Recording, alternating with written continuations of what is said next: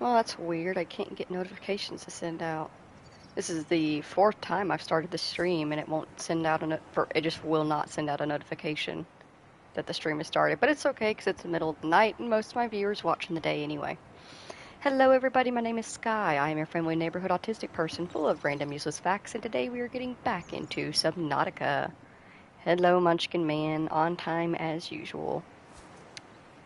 When we last left off, the Aurora had blown up, and I was mostly kind of just bebopping around while we waited for a message. After we left off of the stream, I did actually have a message come into the radio, so let's go listen to it and see what's up.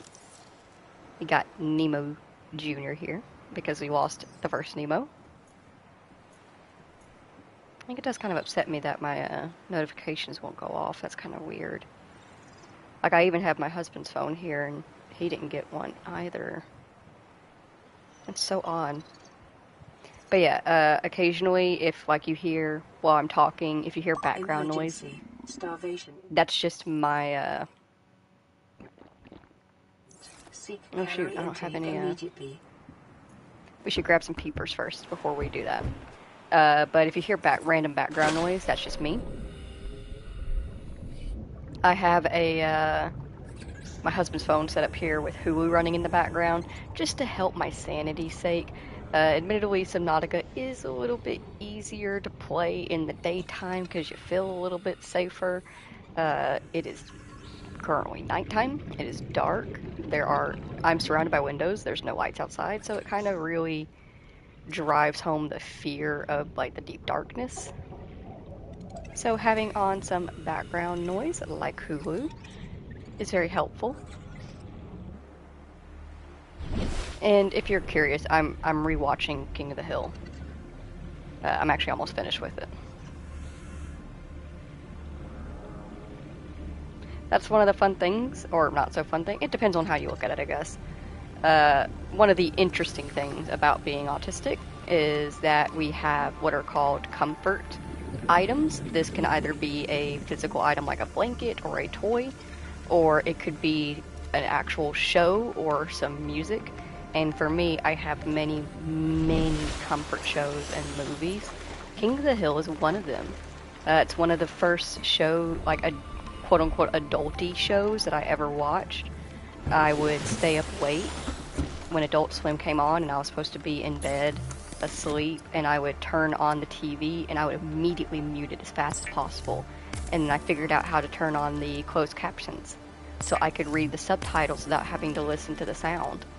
And I literally grew up watching the entirety of King of the Hill without sound, just the subtitles, and watching it. And even with that, I still loved the show. I loved how wholesome and interesting it was, and it ended up being a comfort show of mine over the years. And now that I'm older and no longer live with my parents, I can watch it with sound. So I do. I take advantage of that often.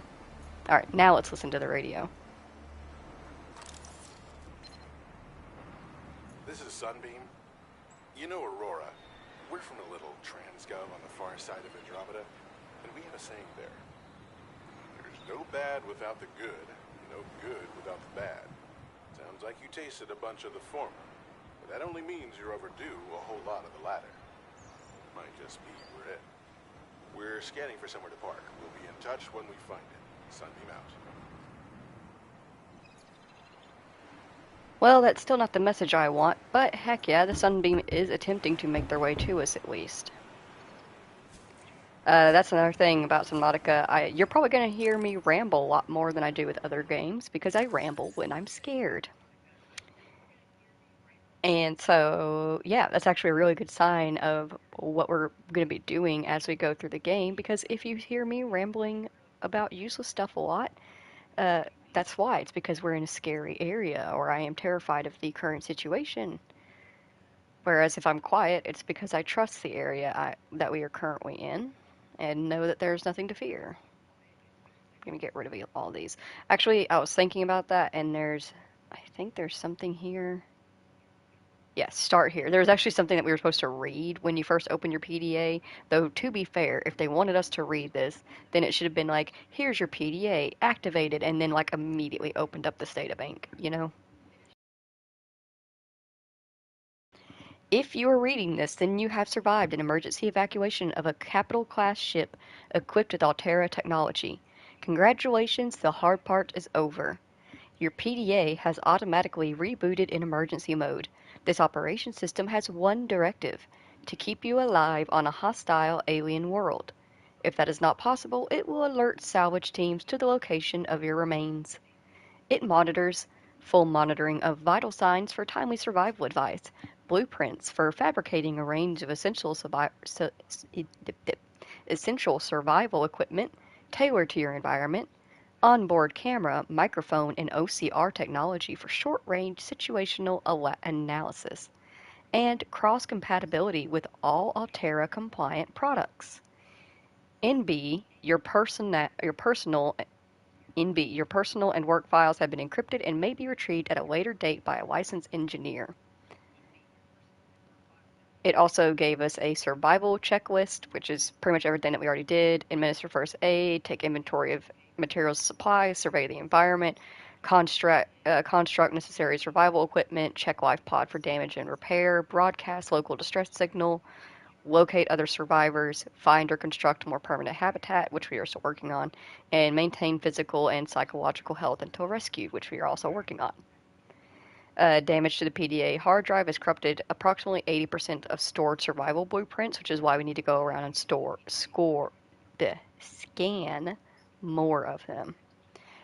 When we end today's stream, we will go through the fauna that we have found. I'm not going to worry about flora because it's mostly just like this exists and it exists for this. Also, the planet we are landed on is 4546b.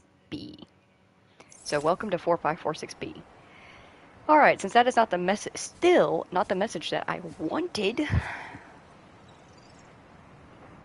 I guess we're gonna go bebop around, because I don't think we have anything about Aurora Survivors 4, 5, or 4, 3, and 17, which we've all gotten, and Codes and Clues, which was on 4, which we got.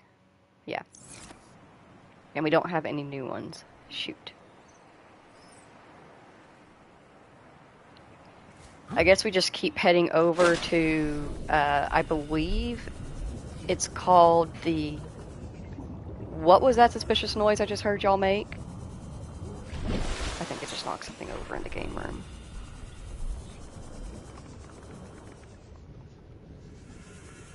But I think it's called the Red Kelp Zone. Not Red Kelp Zone. Let me check. I've mentioned that there is no map for Subnautica that you can like find in the game, but there is a map of the actual place, Grassy Plateau, that's what it's called.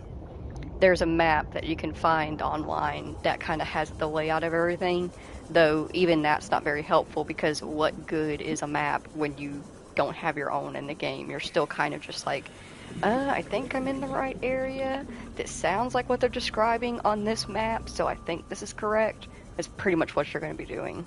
Reef back! Let's grab some oxygen and then we will go explore down here. There's quite a few things down here in the grassy plateau area that we can find. It's just that we originally at the time did not have the best equipment to stay down here long to properly study anything. And we have fixed that now. So now we can bebop around a little bit. I will say, if you can see, it does tell us exactly like where we are.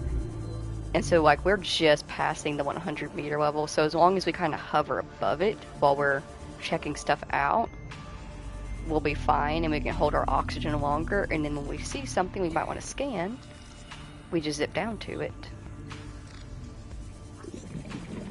It's actually a very consistent tactic that most Subnautica players use, which is hovering just out of what is called crush depth or oxygen depth distance, and then kind of zooming down into what they need to grab what they need, and then getting away as fast as possible.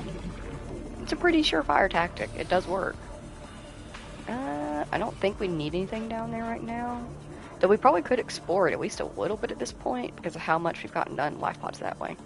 That's another thing. I need to see if I can't find beacon setups. Beacon fragments. That way we could start setting up beacons and that'd help us find our way around a lot easier. You see these two pillars right here? I actually set one of my bases up on this. So, like, I had part of it up here, and then like it came down and was attached to that. And it was right in the pathway of the reef backs. So they were always visiting and rumbling with the sound of their call. Let's grab some breath. Head back down. And we'll be popping around. It startles me when it's not loading incorrectly because it makes it look like it's a different area than it actually is.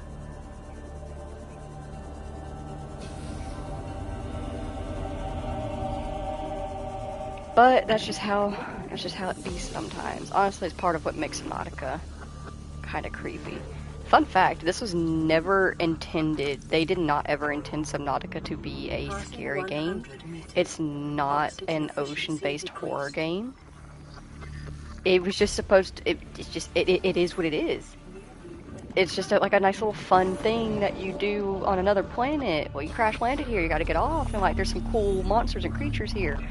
But because a majority of people do fear deep ocean, do fear the unknown, it became a scary game, even if that wasn't what it's intended to be.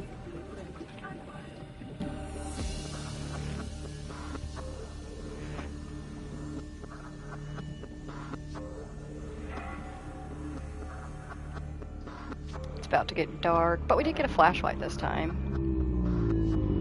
It's a bioreactor, we don't need that anymore. I'm glad that we got that and the scanner room done so early. That's very nice. You're so pretty. Yeah, alright, we'll go ahead and go up. Need to be careful about pulling out Nemo out here. There are sand sharks that might snatch him up. Or the biters. I'm still not sure if it was a biter or a sand shark that ate the first Nemo. Pretty baby.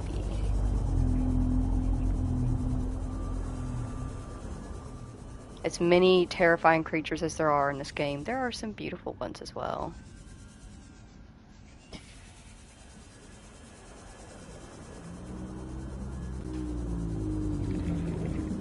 I feel like there's plenty more stuff around here that we can scan. We just gotta find it.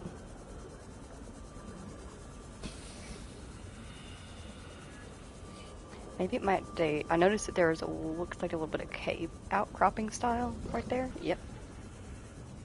Ooh. Them's drooping stingers.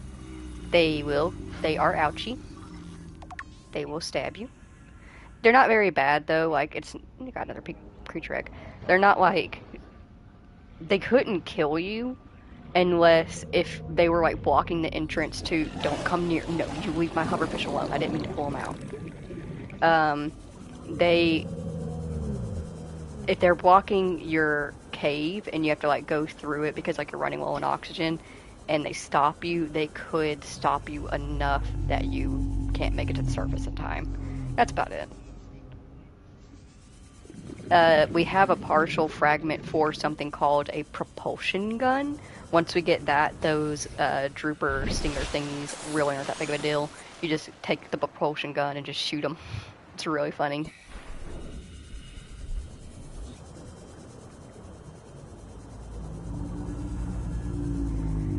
And here's the drop-off. The drop-off! 100 meters. Oxygen efficiency decreased. Name that Disney movie. Or is it Pixar? Is it Disney or Pixar? I'll give you another hint. Just keep swimming. Just keep swimming. I swear I could have sworn that there was more. Oh, I don't want to go too far off this ledge. I remember who lives over here. Yeah. I remember who lives over there.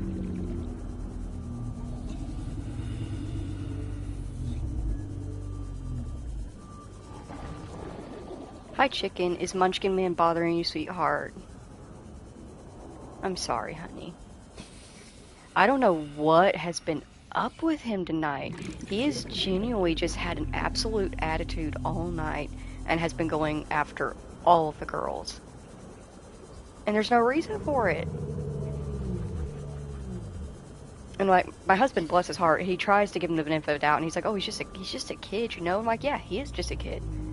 But I have personally met and seen kittens younger than him that have pushed it too far during play and have listened to their brother or sister or whatever cat they were playing with squeal and squall, and they stopped playing. They let go. They backed away because that's the appropriate response to somebody telling you no. He hears them tell him no and then just ignores it. He knows that he's ignoring it. He knows they want him to stop. And he's not doing that. And it's kind of getting on my nerve that he keeps doing that. I'm very big on respecting and getting along with everybody. And, like, you don't have to like each other, but you do need to be cordial. You need to not start shit for the sake of starting shit. Forgot to turn on my light. But yeah, he's been a little bit of an asshole about that. I'm just hoping that maybe it is just a kitten thing. You know, he's orange. Orange cats tend to have a little bit more of an attitude about them. So maybe that's just all that it is. And when he gets a little bit older, he'll get over it. You know? Oh, but for right now, I am definitely suffering. And so are the rest of us. That's another sea glide fragment? Really? Nothing useful?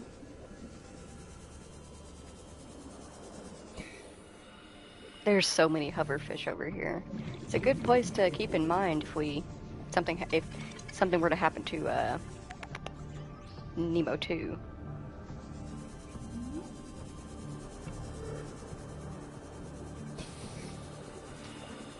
Let's see.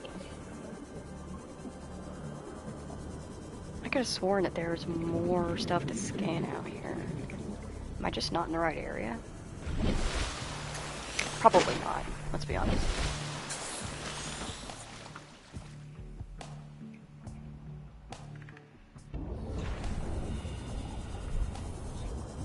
Didn't the sun just go down, or was that an eclipse? That might have been an eclipse, since it went away so fast.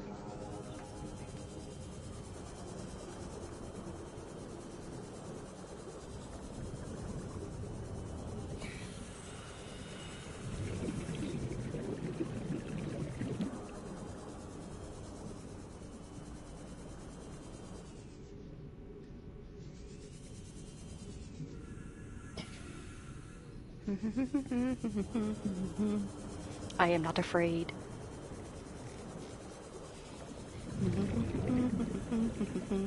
I am very brave.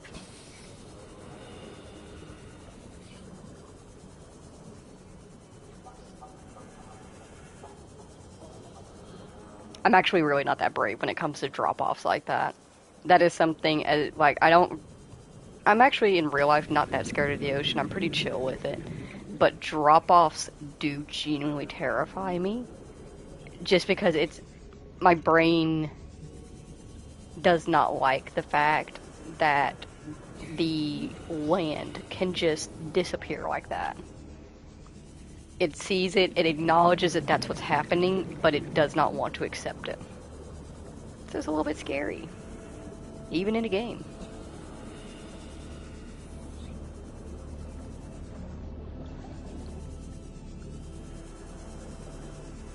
It's much easier to explore these caves. Oh, another giant coral tube full of quartz. Hell yeah. These big coral tubes are great to find when you need quartz. We don't need quartz very much right now, but when it comes to habitat building, it will be our best friend because I love glass habitats. Oh, it's dark again.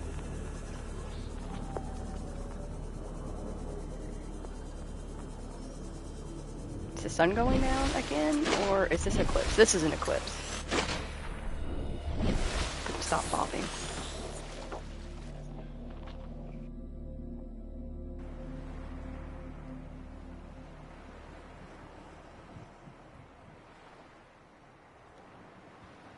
Neat.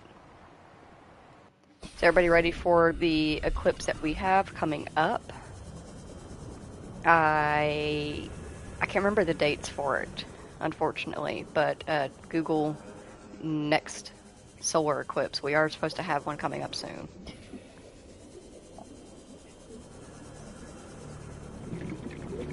Maybe it's down here. Passing 100 Yes. meters. Oxygen efficiency decreased. Okay, we need one more of those. Oop, keep him inside.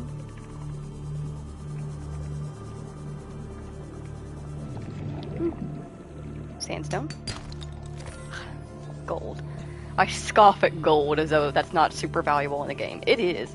It's super valuable, but it's one of those things where it's like, it's not what I want. Who made that noise? Also, the reason why I'm not picking up creature eggs is because at the moment we do not need them. That is something when it comes to Subnautica, you need to learn what is worth carrying with you and what is worth letting go. Every single thing that we are seeing and that we are finding can be found again somewhere else in the game, or you can come back to the same spot you originally found it. You can always place down a beacon. But until you can actually use the product and item, there's really no point in grabbing it. Unless it's something that, like, it was very hard for you to get. Maybe you got, like, a very rare item that you don't plan to go back into the area where you got it from again for a little while. Then yeah, go ahead, grab it, store it for later. But creature eggs is a big one where it's just like, leave those until you're actually ready for them.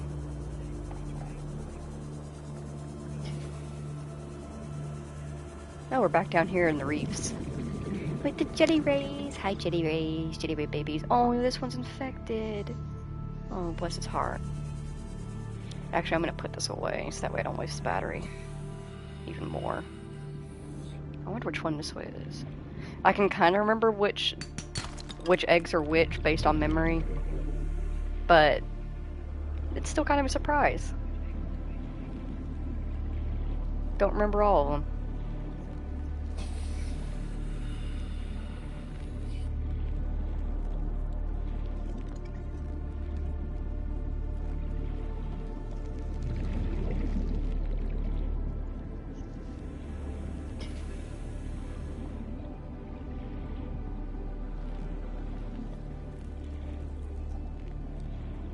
It would be very convenient if there was some brain coral somewhere.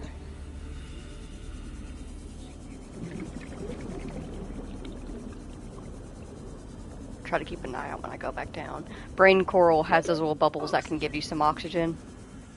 Though, to be fair, once you get to a certain depth, that's it. If you don't have enough oxygen to get up to the surface, they will not give you enough oxygen to make that. Like, there are some depths where it will give you enough just to sit there and go, oh shit, I'm not gonna make it, and die. It is pretty bad hovering over a brain coral thinking, okay, I have some oxygen now. Now I just need to make it up to the surface, and then realizing, I'm still not gonna make it. There's some silver ore.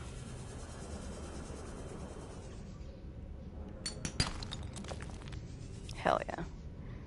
What we got here? Cyclops hole! Fuck yeah! That's a good find this early. Check out that baby there. Is that a piece of lead? Did I drop that lead? Oh, that's lithium! Fuck yeah, lithium! Oh, there's another piece down here. Scrap that. Lithium. Hell yeah. Getting a lot of lead. Might have to start dropping some.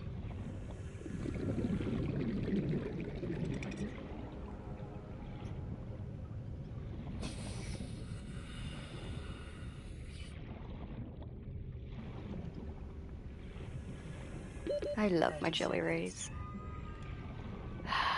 Okay, we'll go back up.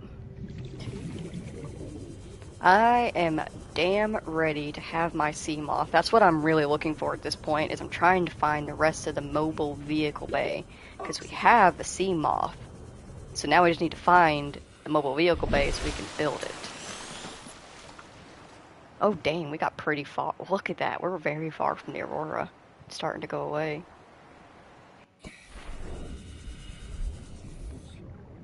We also need to build a compass, actually. That will also help us find our way around. Man, this area is huge. Oh, that looks important. It's probably some stuff around that. So this is the landmark for the reef forest. Surely there's some stuff of interest around it. Ah, there's a life pod down here. Check that out, guys. 13. Unlucky. Ooh, ultra glide fins. Hell yeah, we'll be able to glide a little bit faster. Let me in.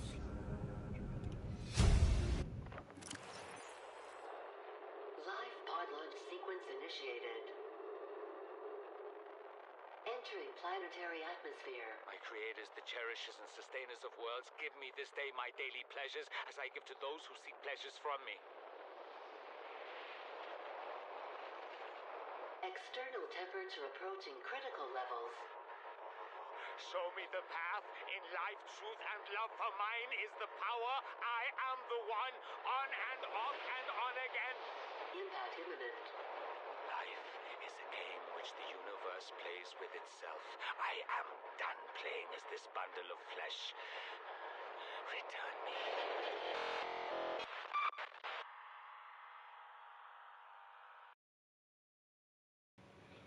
Well, at least he knew he was going to go, and he readied himself for it.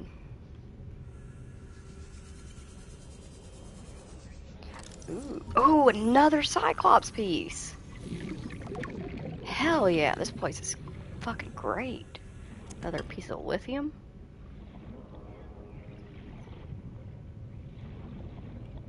Man, I wish we had beacon fragments already so we could put one in this place.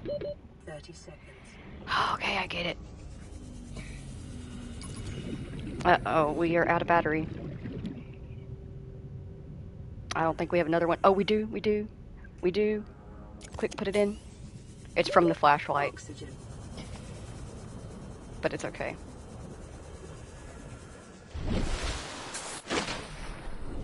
Okay, so we are currently, just so I can try to remember this place, about 1,000 meters from the life pod facing the back left of the Aurora. Back left engine.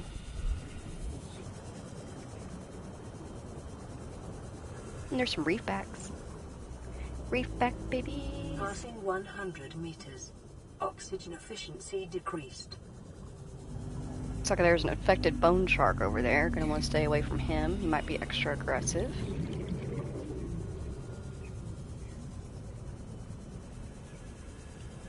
Ooh, we got a shell outcrop. What we got? Diamond. Are the property of the All-Terra Corporation. You will be liable to reimburse the full market price. Your current bill stands at 3 million credits. Yeah, I'm not gonna pay that.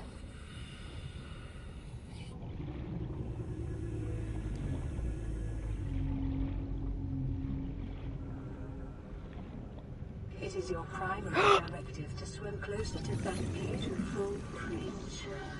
No, Mesmer. No. Swim fluid intake. No. Swim Yes. closer now. Yes. 30 seconds. Swim. Yes. Ah, you little bastard!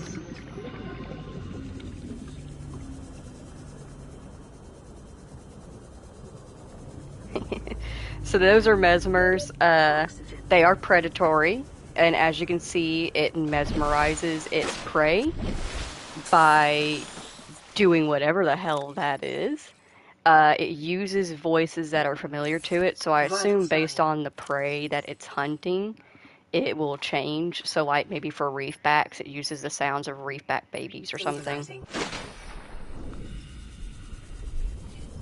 But for us, it uses the sound of our PDA. Because that's what we know here, and that's what's comforting to us. So it's literally using our comfort against us. Little bastards. You can find mesmer eggs and keep them around.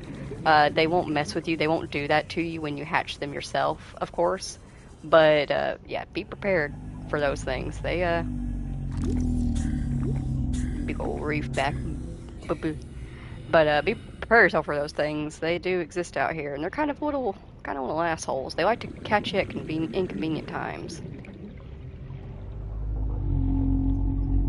They do hang out in kind of cave-ish areas like this.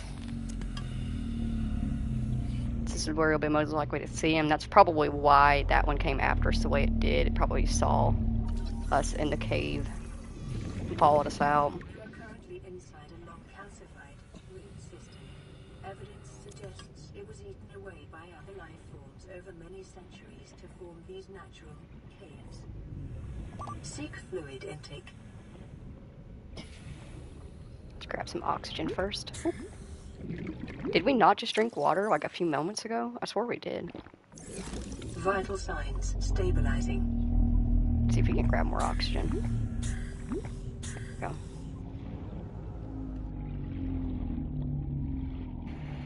It's getting dark again.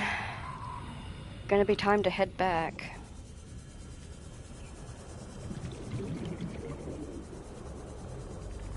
Hoping we could find a few more pieces. I was really hoping we could find the mobile vehicle bay. Damn, these systems go deep.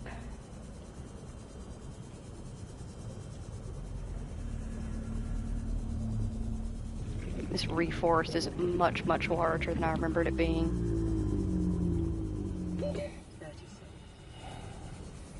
Ah, I see what we needed. Hi, babies.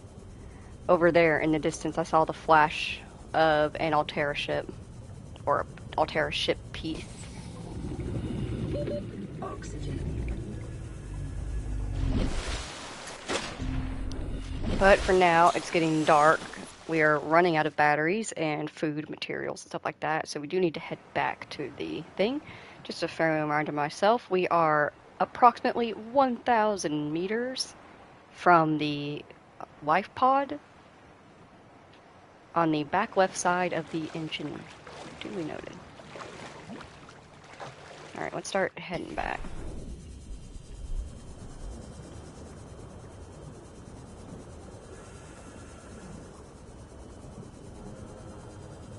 Hopefully the next time we come back out, we'll have better luck.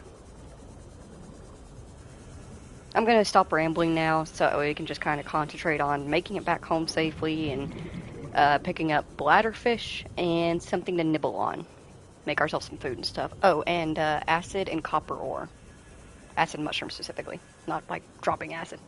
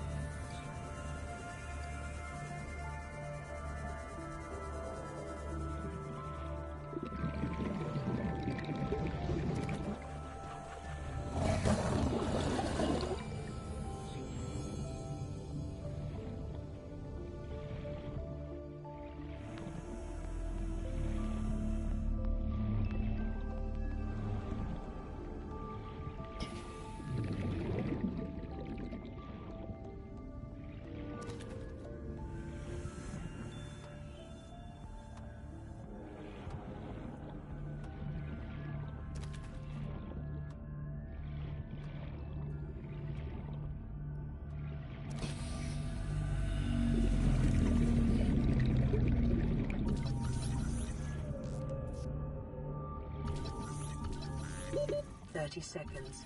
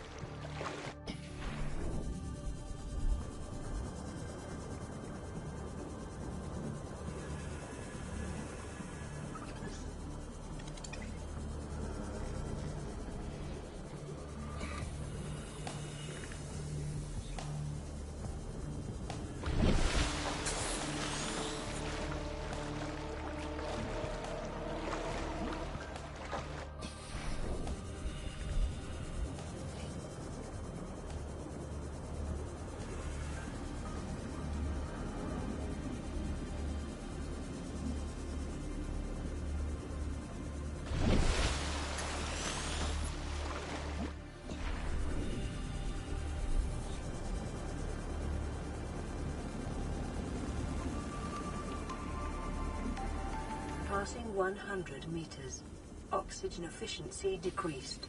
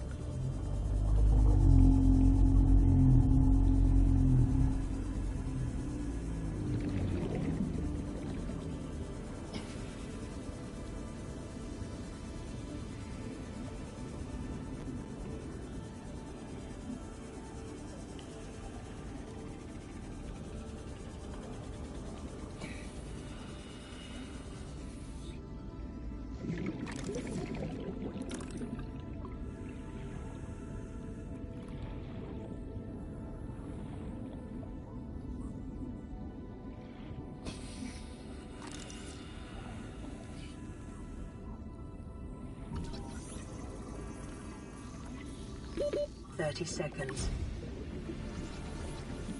New blueprint acquired. New blueprint acquired. Oxygen.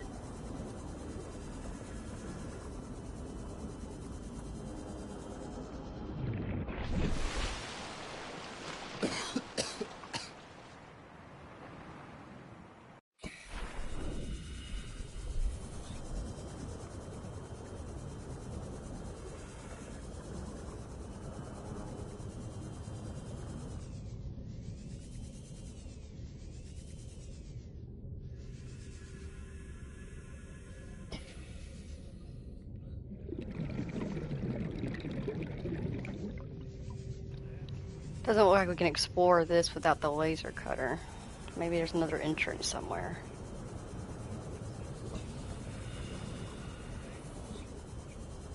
But it looks sealed off, unfortunately.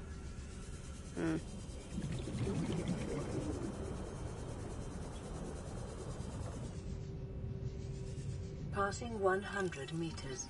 Oxygen efficiency decreased. New blueprint acquired.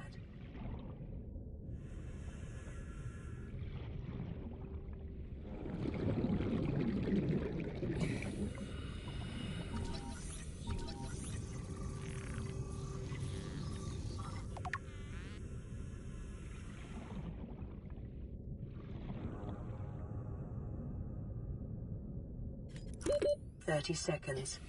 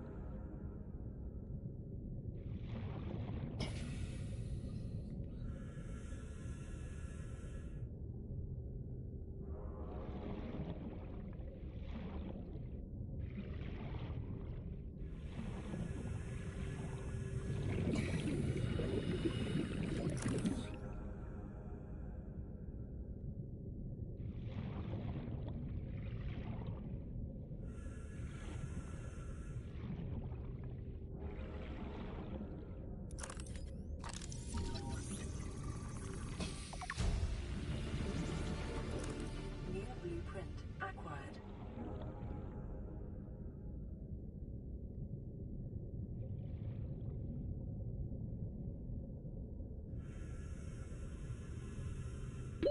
Thirty seconds.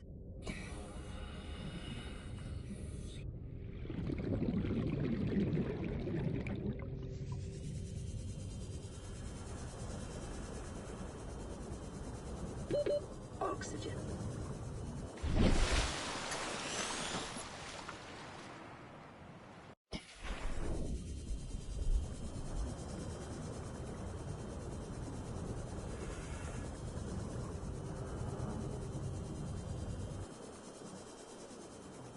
Passing 100 meters. Oxygen efficiency decreased.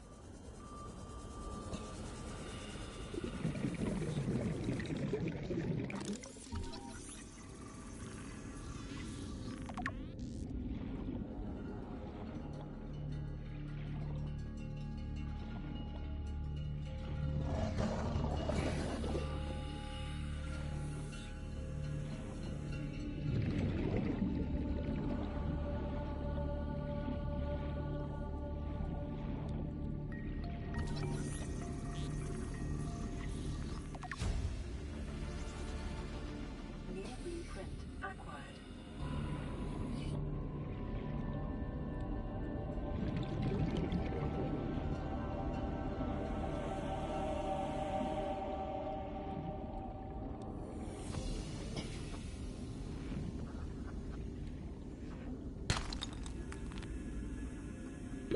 Thirty seconds.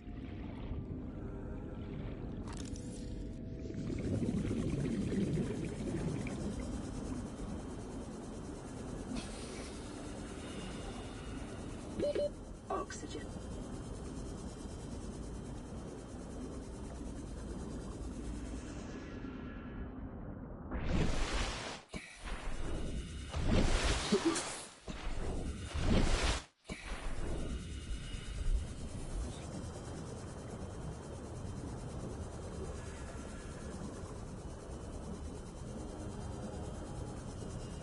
Heck yeah, we got a new message on the radio.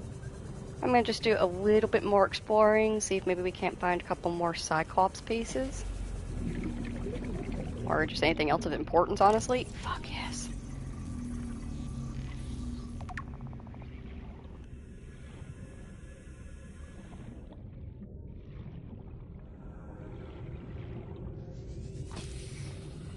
Passing 200 meters. Oxygen efficiency greatly decreased.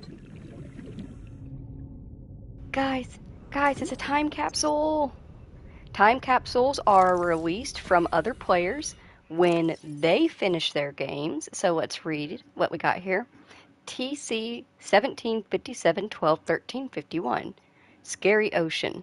Good memories. Even scarier creatures. And crappy food. P.S. Ditch the Cyclops in the Lost River with the Ghost Leviathan. P.S.S. Here's a little care package if you ever find this. So they added a picture of their base. They had a very lovely base. Look at that. Got a nice greenhouse area going on over there. Very cute. And they'd made their prawn suit yellow. Adorable. So it looks like they gave us some titanium. They gave us a thermal blade, which cooks and sterilizes small organisms for immediate consumption. Very useful. They also gave us some water, a nutrient block, a large filtered water, and they lovingly gave us an adorable poster of a little space kitty that says, "Keep calm." How sweet of them. We shall treasure it. So, based on where the time capsule is in the picture I saw of his base, he looks like he made his base on that outcropping right over there.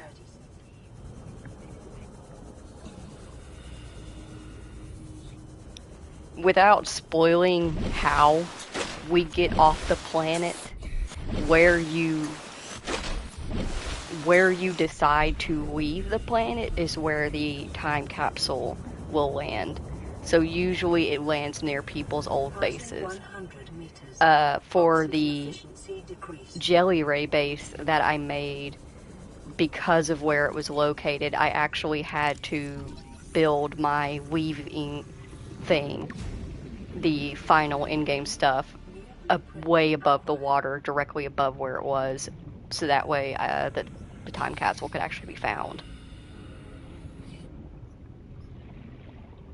Which is kind of inconvenient, not gonna lie, trucking everything from my base back up through the cave systems and up to the surface. But it was worth it. I loved that base.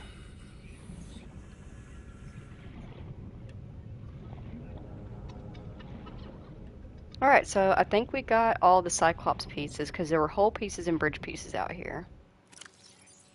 Let's check real quick.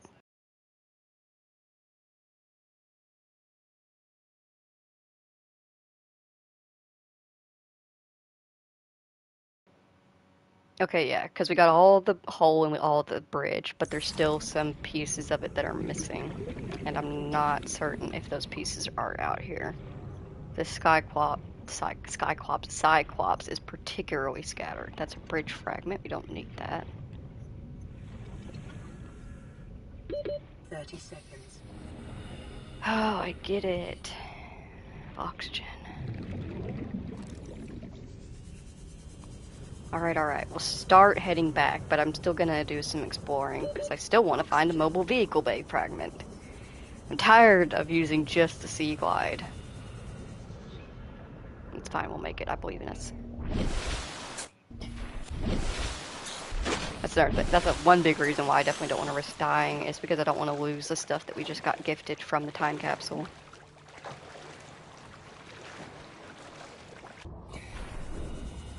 Though I'm not sure if it drops time capsule stuff when you get it.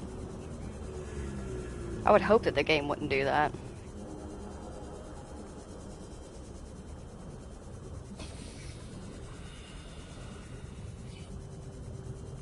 Passing 100 meters.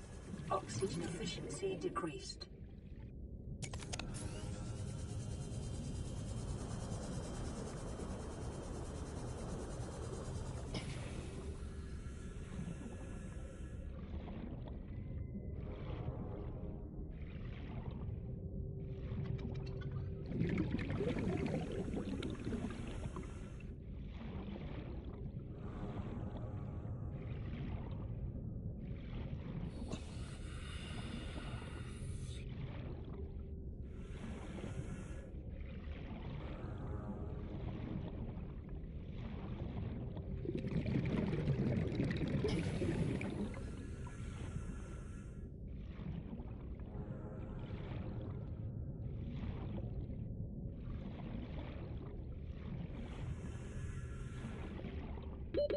Seconds.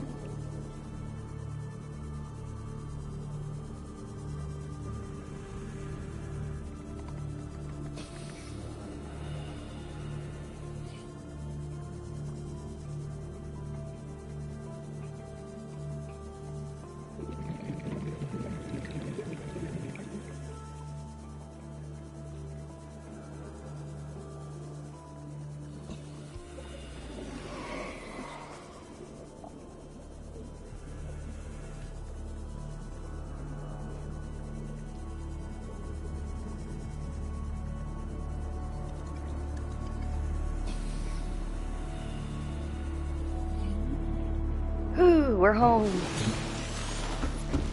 Sometimes you never realize how long you're away for. Alright, let's get some of these lovely gifts that we received put away.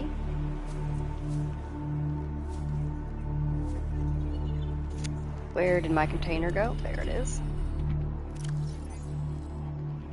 Put the dead battery in there, as well as the poster. I don't want to lose that.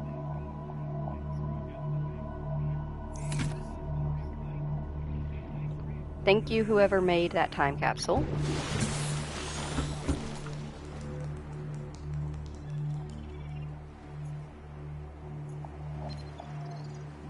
Aurora, we're approaching the planet now. We have a landing site for you that's... well, it's better than the alternatives.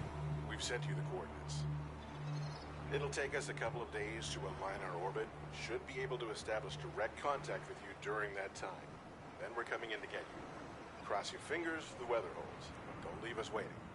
Sunbeam out.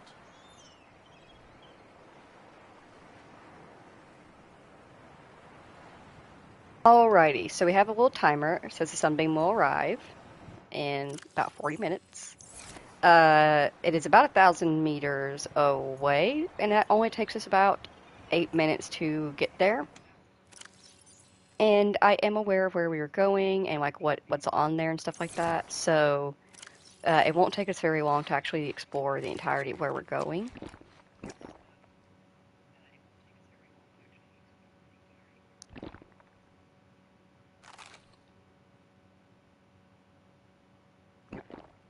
Actually, you know what? Fuck it. We will go ahead and we'll head that way after we get some food and we get some resources. Vital Actually, also signs while we're here, stabilizing. let's swap helmets, because we are not heading into the radiated area right now. So we just need the rebreather. Pop that back in there. Here we go. Make sure we have everything, okay. And let's go grab some food and some bladderfish and make some water. And once we have some supplies, we will head over.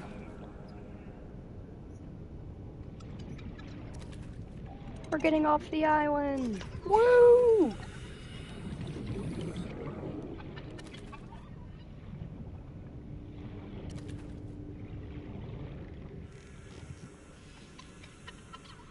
Get back here, peeper.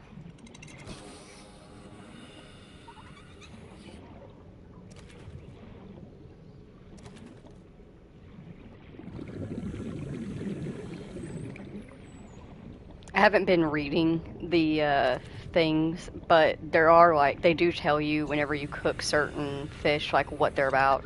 Peepers are apparently very spongy, but the eye is nutritious. Bladderfish, of course, are used for water. However, you can cook them, and if you cook them, they are also super spongy and chewy. Boomerang fish, which is what this little guy is right here, are bony, and they do not have a lot of meat on them, so they don't make great choices.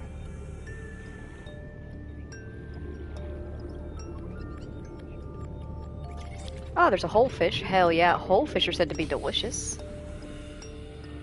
And is that a shuttle bug? What's it doing up here out of the cave system?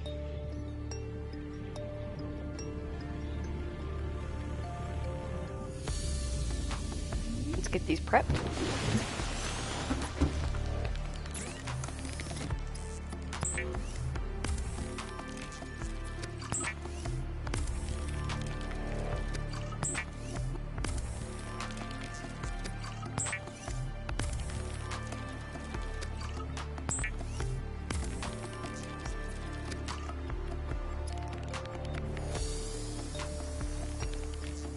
Yeah, see, they have like little descriptions. Okay, so obviously we're not going to cook the hoverfish because that's Nemo.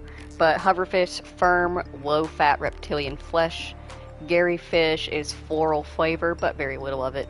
Spadefish is decent in size, but salty. Cooked bladderfish is spongy, gristly, low calorie count, and thankfully odorless. Cooked peeper is protein rich in its eyeballs and highly nutritious, and the cooked whole fish is gelatinous in flesh.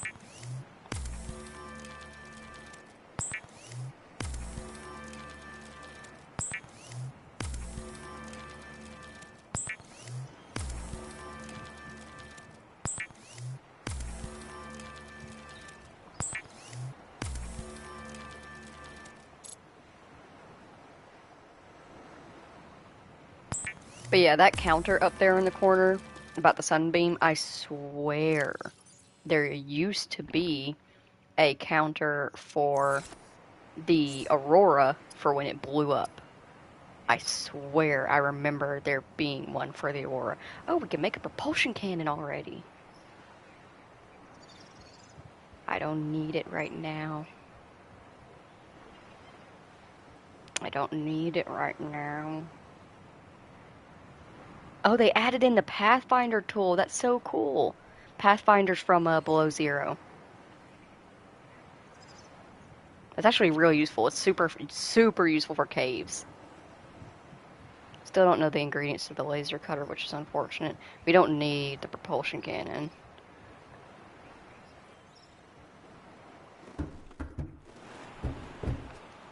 Alright, let's head in the direction of the Sunbeam landing site. As you can see, it's pretty cloudy in that direction. Looks like almost fog.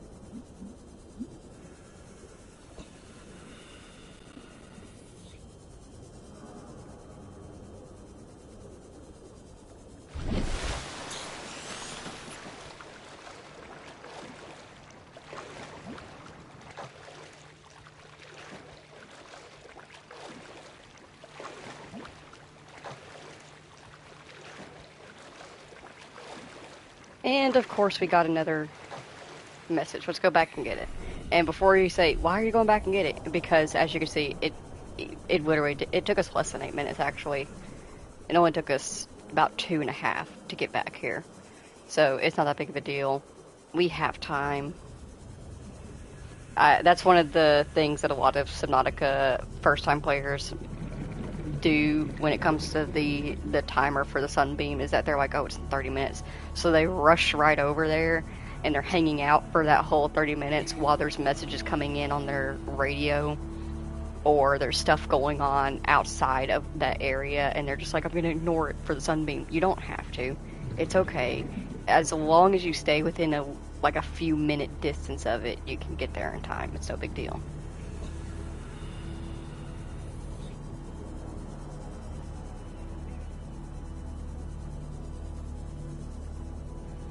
Actually, I'm pretty sure if I remember correctly, that message is put in on purpose that way. I think it only shows up once you reach that island to give you that conflict of, oh, I want to go back and see what that was, but, yeah. I am pretty, I like it. The more the game goes on, the more I'm certain that they strategize the way they put in their messages for, like, the ultimate amount of anxiety. Partially translated broadcast. 9 new biological subjects designated. Hunting, analyzing, sharing subject locations with other agents.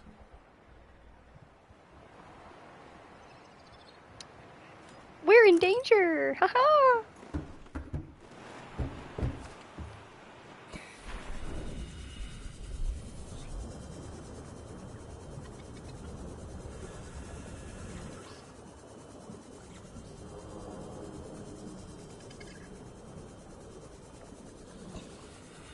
Watch us get all the way over there, and another message comes in.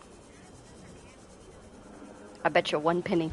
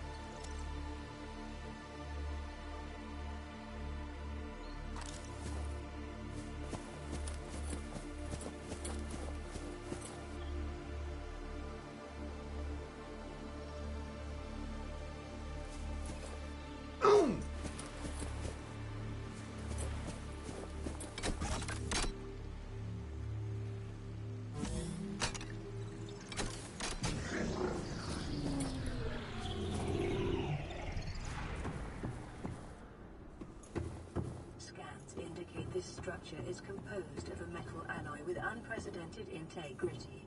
No match is found in database. Performing structural analysis.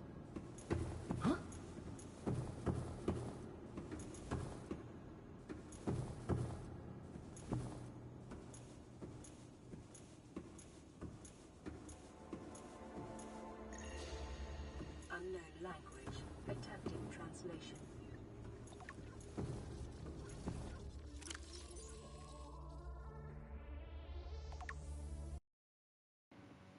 Discovered inside an alien facility, it was not possible to translate any useful information. However, scans have returned some information on the device itself. It is likely a solid-state computer, although there is no clear way to interface with it. On approach, it began producing a low-frequency radio wave containing complex but recognizable data patterns. It is likely the alien species which designed this technology evolved, or genetically selected, sensory apparatuses to hear and understand the information being broadcasted by the device, and to communicate back. The mental processing power required to perform this kind of telepathy would imply the designers were considerably more psychologically developed than the common human. Your best probability of interfacing with this facility is achieved by accessing the control room in the lower section.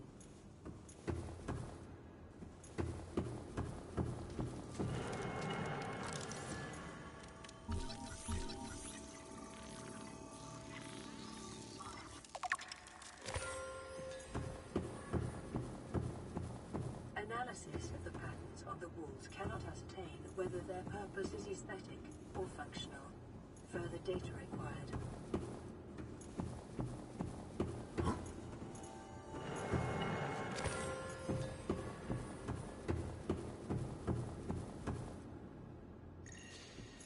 Unknown language.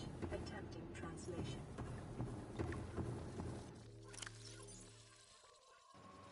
This dataset appears to be a multidimensional schematic of some kind.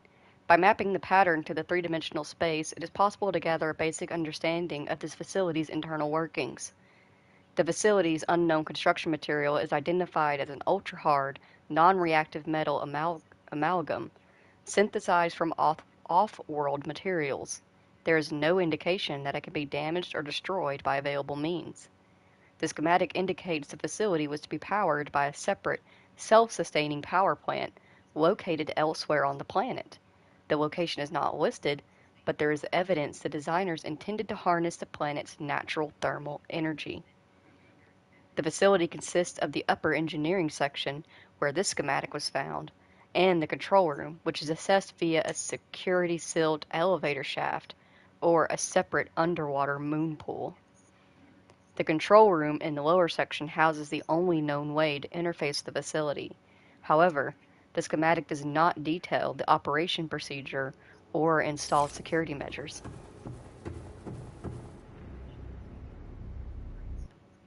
Okay.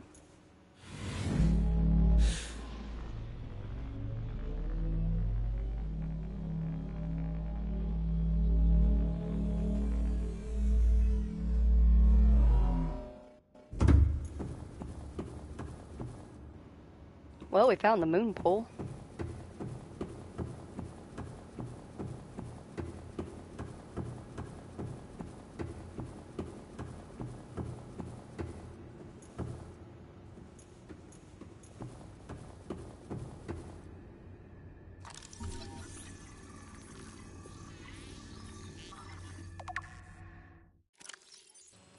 Strong resemblance to human weaponry and form, this device must have been designed with humanoid user in mind.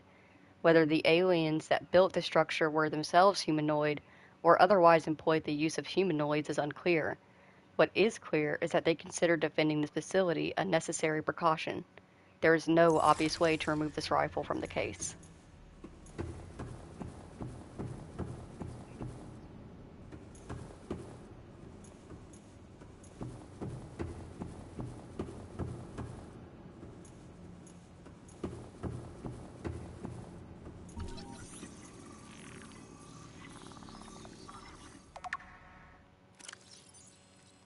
The structure's intended purpose is unclear. Theories on function, its ceremonial or religious, industrial application, or advanced transportation network. Further research required.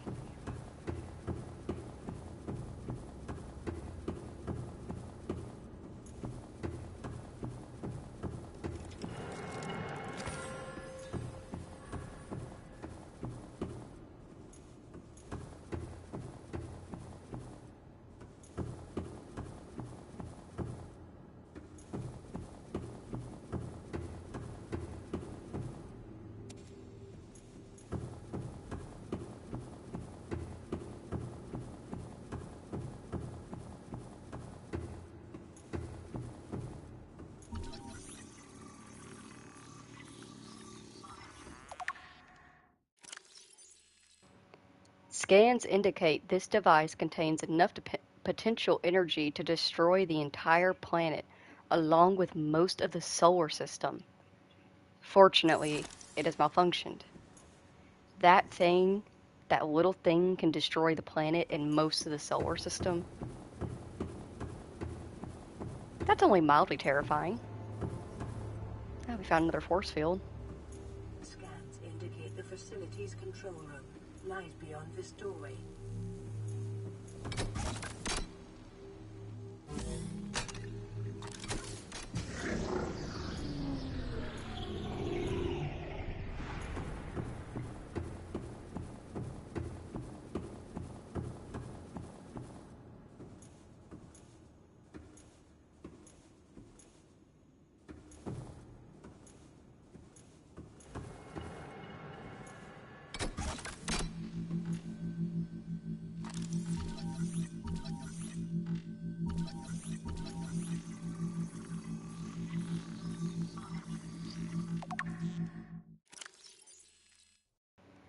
This device houses energy equivalent to 100 megatons of nuclear detonation, which can be channeled through the facility and directed at vessels overhead, or bent around the planet's gravitational pull to strike targets in orbit.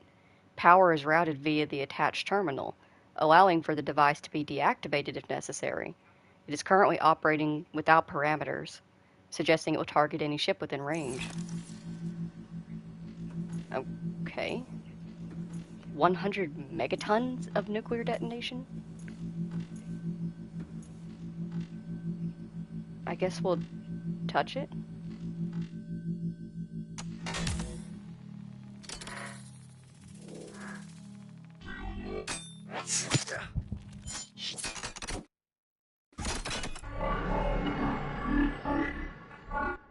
The control panel is broadcasting a message. Translation reads, "Warning, infected individuals may not disable the weapon. This planet is under quarantine." What do you mean infected individuals? I'm not infected. Self-scan What? complete. Bacterial infection in your system is progressing. Detecting skin irritation and immune system response. Further data required to identify bacterial strain.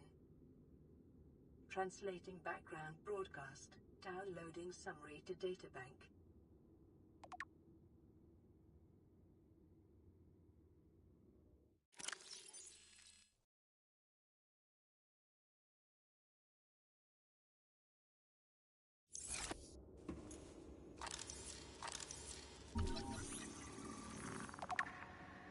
Well, that's unfortunate.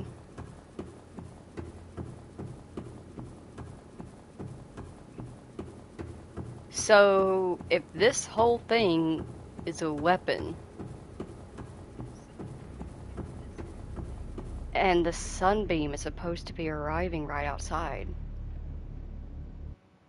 Shit. Is there a way we can warn them?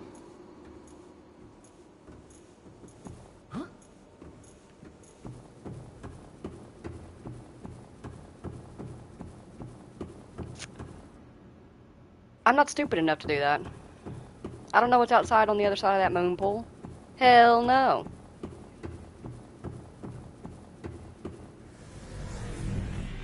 Float me away.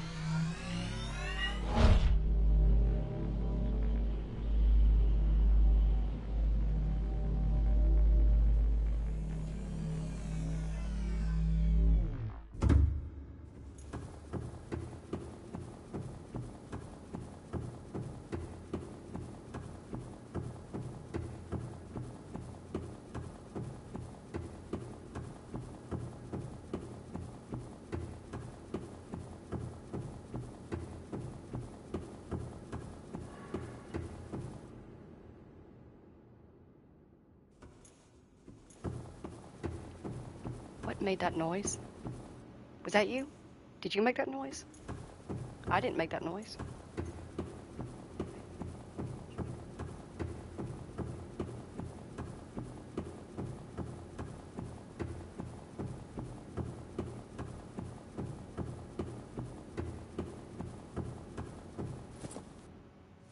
It's getting dark again. See if we can't explore the island. Maybe there's more that can be explained here.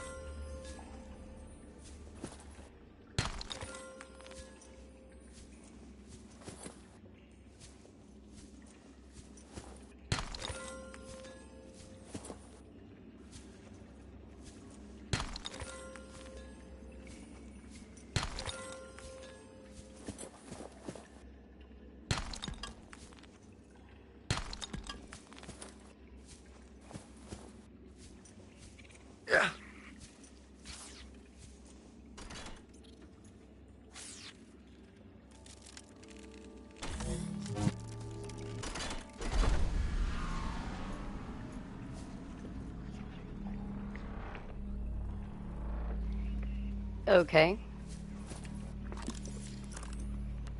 Something from another life tells me we should not touch that right now. But, it's turned on at least.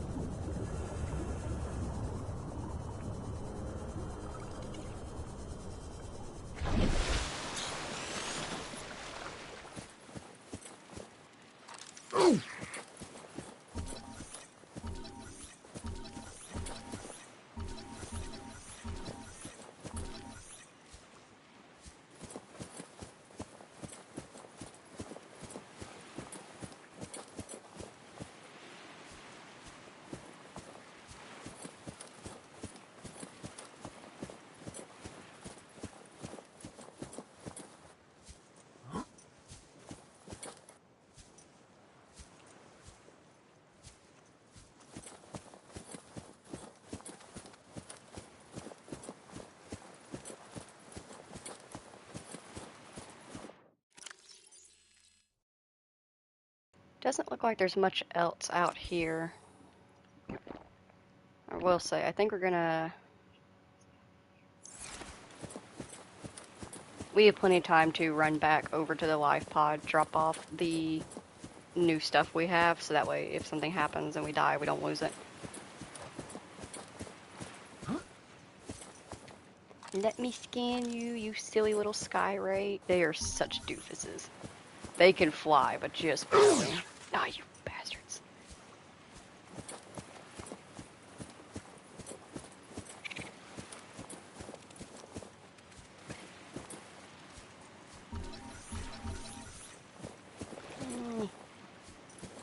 I will say, one good thing about the scanner is that at least it saves your scan, so like, if something happens and you're only able to get like 10% of a creature scanned, it saves that 10%.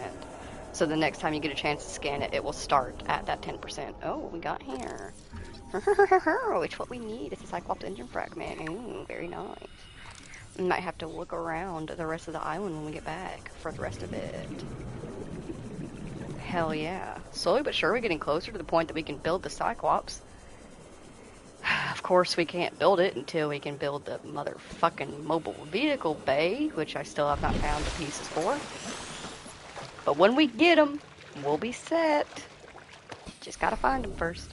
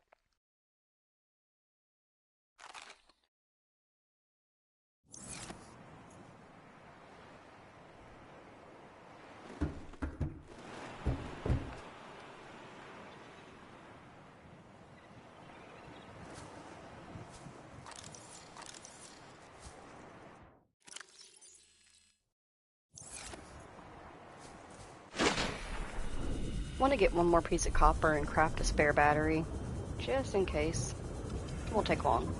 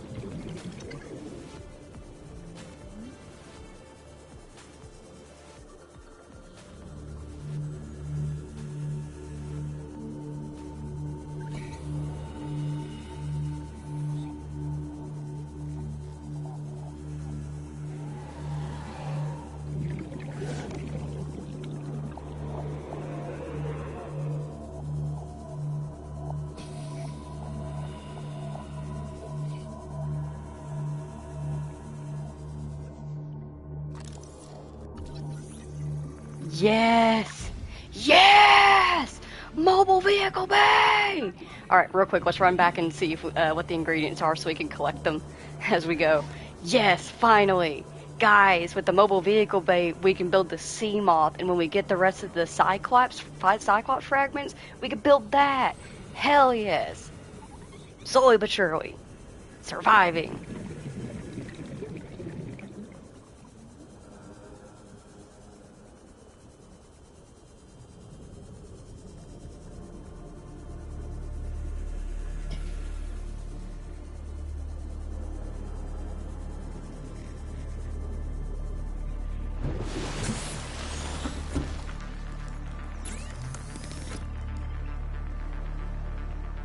Okay, so it needs titanium ingot, lubricant. We already have lubricant set aside, and power cell. So the titanium ingot requires 10 titanium. Alright, that's doable. And a power cell, which requires 2 batteries, and silicone rubber, which we already have and are very easy to make. Hell yes. Alright, after we deal with the sunbeam, we're going to do that. Actually, hell, real quick, do we have enough on us to make a 1, 2, 3, 4...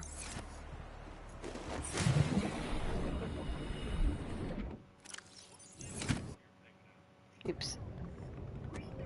I don't mean to keep hitting the edit walker name thing. 1, 2, 3, 4... Okay, so we only have those 4 pieces, so we'll need to find some more titanium as well. But that's easy to find anywhere. And what else did the thing require? Silicone rubber, so we need to... We don't have any of that made, do we?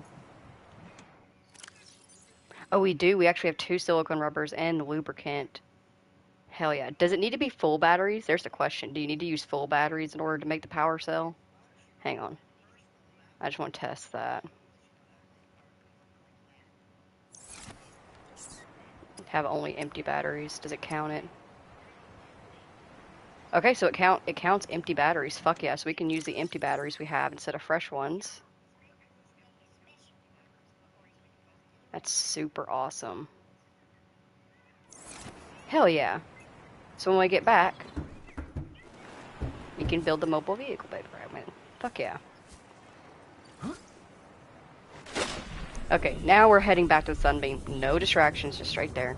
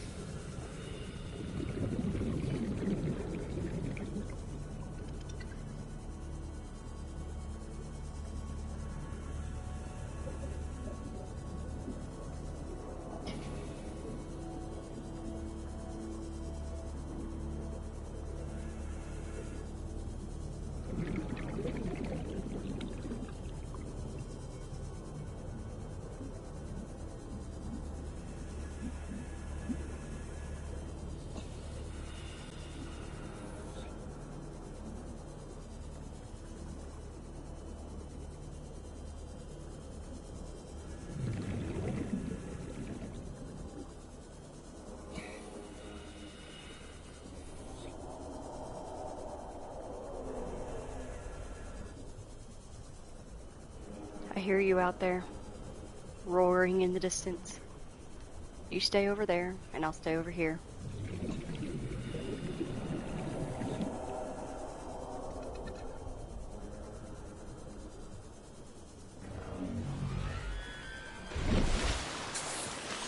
Hell no, to the no, no, no, hell to the no. Did you hear that sound? That sound means death. Fuck that shit, stay on land.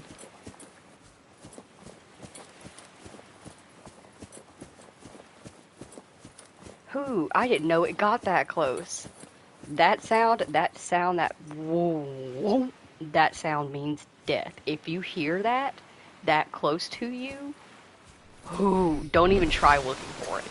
Just put the pedal to the metal and run. Don't even try looking around for it. Just move your ass. And don't worry about me running away from it like a little bitch right now. I assure you, we will come face to face with that thing. On different terms. I don't want to do that right now. Well, I have nothing to defend myself with. Alright, I can get up here for the perfect spot. Yes, here. Alright, we have about 3 minutes before the sunbeam is supposed to arrive, so we're just going to hang out here and vibe.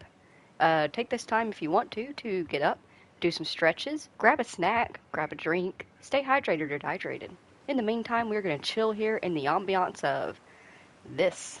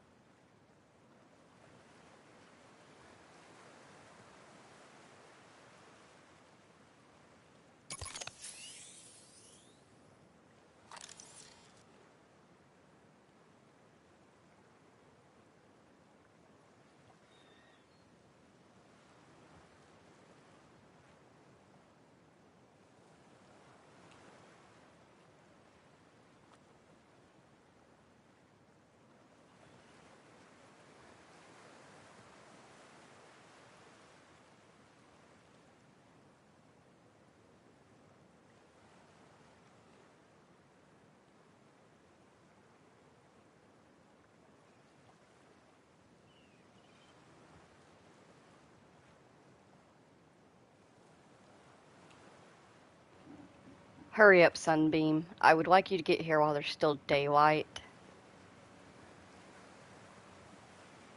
Stop moving. Stop it. Stop going down. I need you to stay up for at least another minute.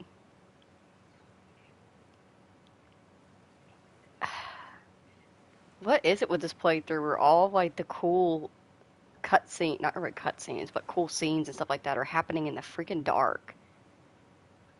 So annoying. Like, I wish you could control the time of day for things like this, you know?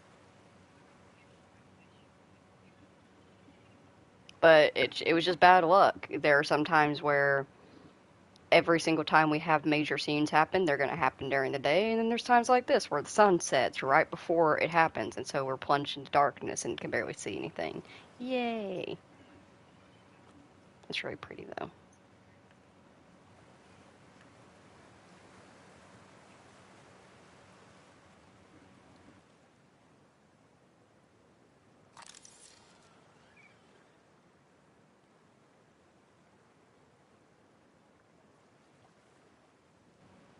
Nemo and I are ready to leave. We're here. Come and get us.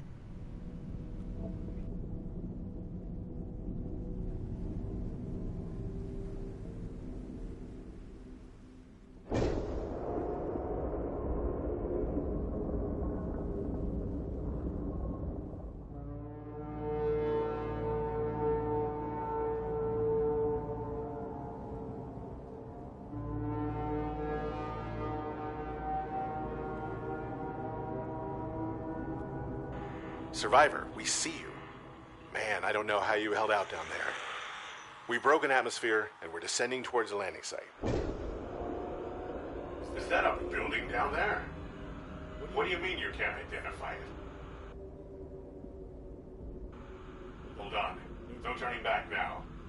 Positions, everyone. Touching down in 10, 9, 8. It's coming from the building? Change course. Set thrusters to full.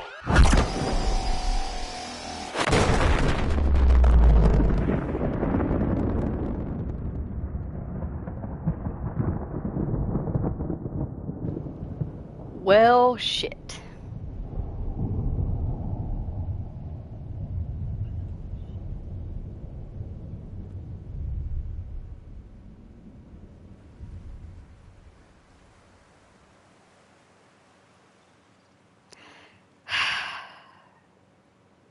So much for getting off the planet.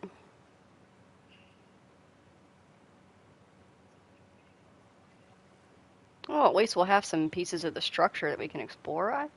Surely there wasn't that many people on board.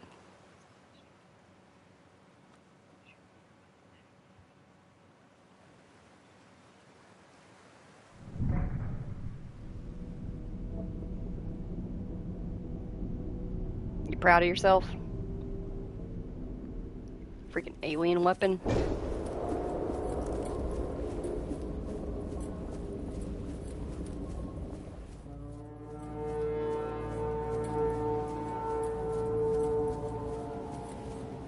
Oh my gosh, is that? It is, that's one of them. You see it? You see that thing down there? Oh! No, no, no, no. You can't come on land?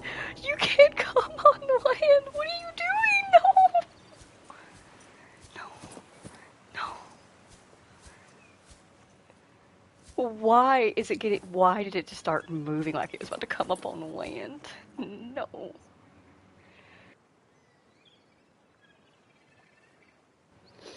Okay. For some reference as to what that thing is. This. Playing partially translated broadcast. 9 new biological subjects designated. Mode. Hunting. Analyzing. Sharing subject locations with other agents. That's what that thing is. That's what that is. It's a hunter. Its whole purpose is to kill infected beings. And what are we right now? Infected. Its whole reason for existing is to kill us. That is why they scare the fuck out of me. They are hunter killers, and they are very, very good at their jobs. Honestly, it scares the shit out of me that this one is so freaking close. It's close enough that it's actually making shots at me and stuff. Yeah, you stay over there, you bastard. But also, it's also kind of cool actually getting to get this close to them. Usually, you can't even get that close to them because as soon as you get within range, they got you. So it's pretty neat that it did come up close to the land enough that we were able to actually see it, so that y'all know what I'm talking about and why it's so important for us to avoid that piece of shit. Hey, you bastard, you're an ugly piece of shit. Stop doing that. So those orbs that he's throwing at us, its whole purpose is to transport us closer to him. He's called a warper for a reason. Come closer so I can finish scanning you. Do not warp me near you. You stay over there, you ugly bastard. Oof. An aggressive creature with the ability to teleport itself and others in space. No genetic crossover identified with indigenous life forms.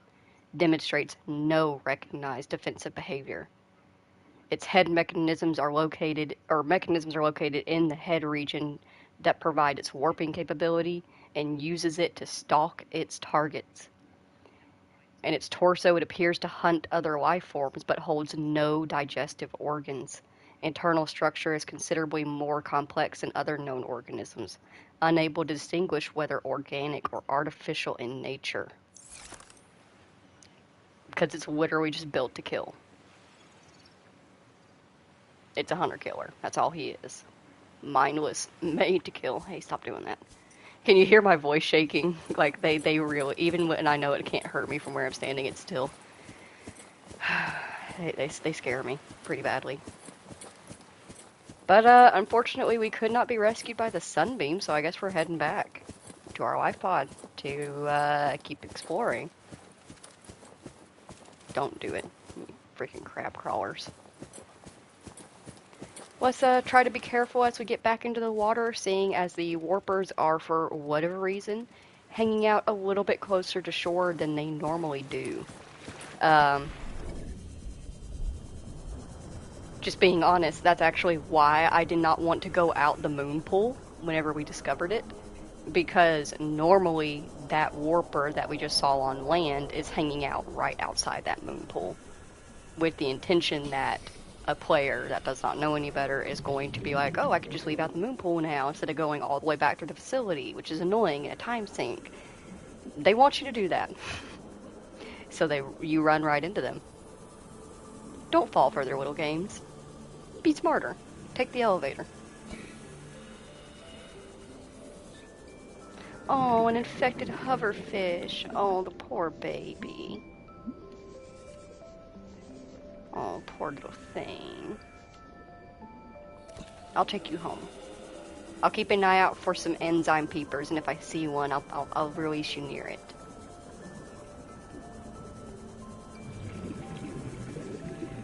Alright.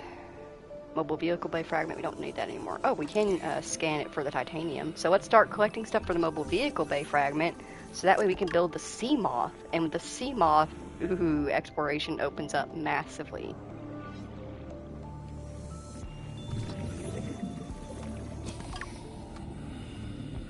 Titanium.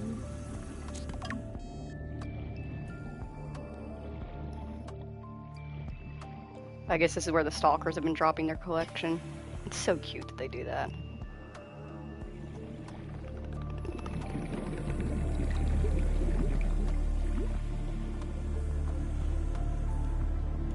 Can't see shit down here.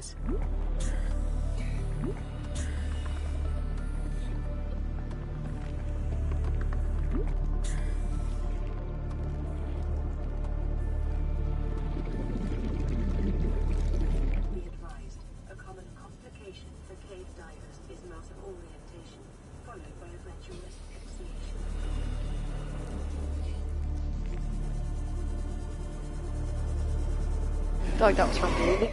Hey, douche. I feel like that was her warning of don't go into the cave system until you get another breath of air, dumbass. I've already drowned in the caves before. PDA, ah, you bastard! Freaking stalker.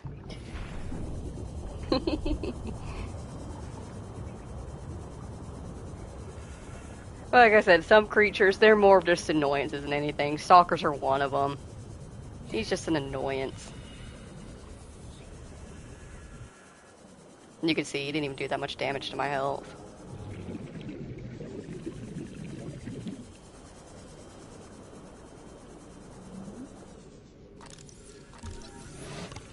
Yeah, I hear you near me. You're not taking Nemo. No. You are not stealing Nemo from me again. I think that's the only thing about keeping a pet fish is all it takes is you flipping through your stuff and pulling him out for that split second, and he can be snatched right out of your hands. It's kind of sad, actually. But that's life. Circle of life.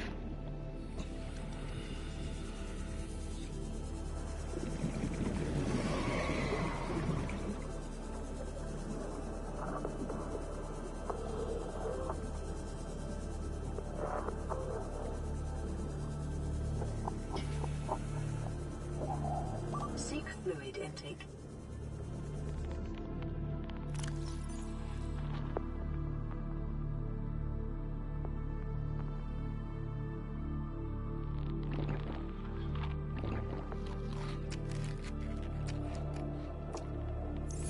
Vital signs stabilizing. Okay, they actually didn't. I didn't notice until I was already eating them that those peepers had gone bad, and they literally just ruined not only my food, but also my hydration. gotta re-pick up everything.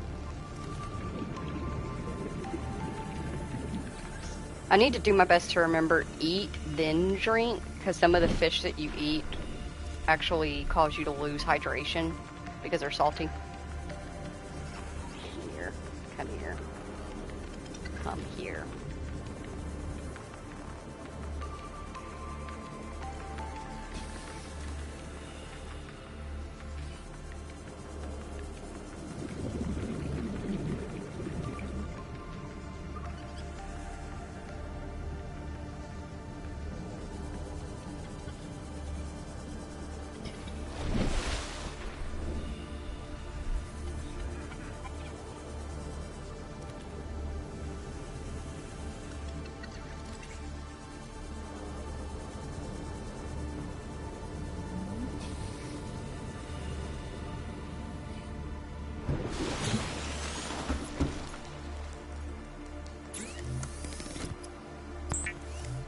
Seek fluid intake.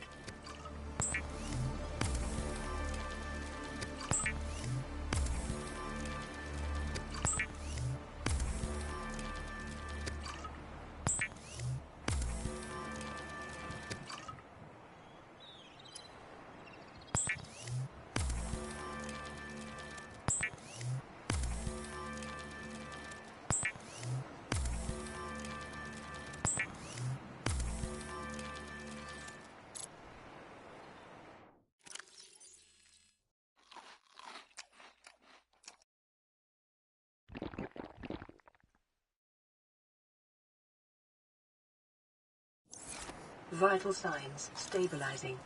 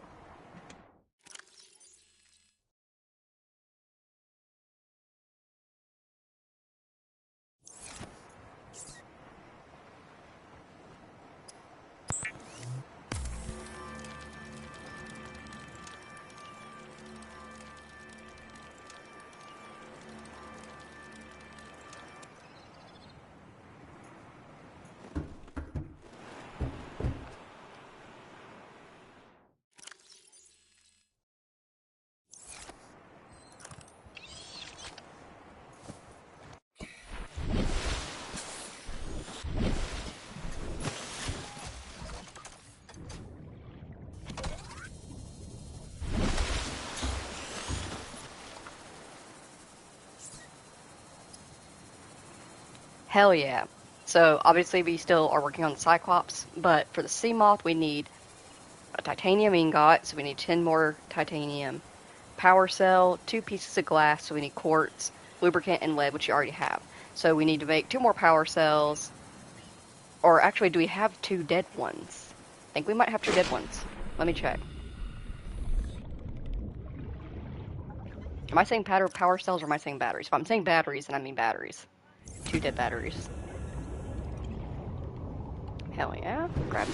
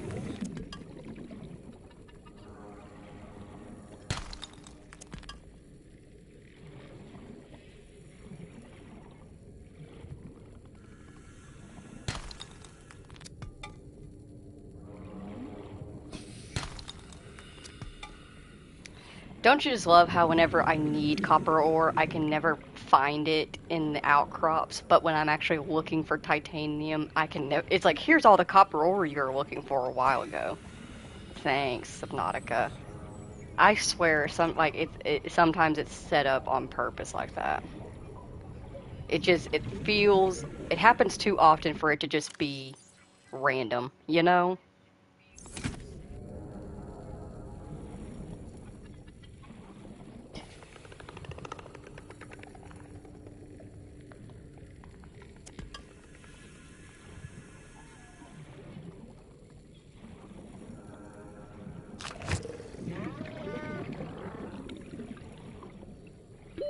Oxygen.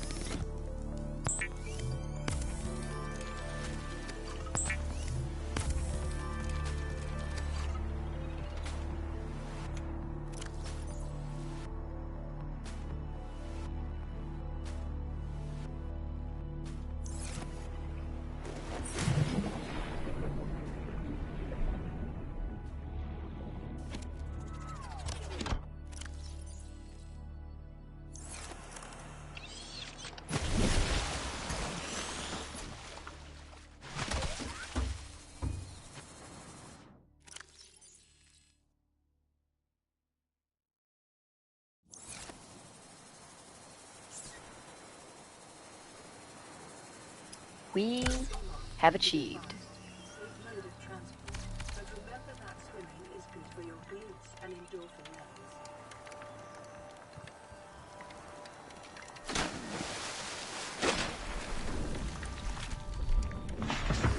levels. Welcome aboard, Captain. Hell yeah. Now we're ready to explore, bitches.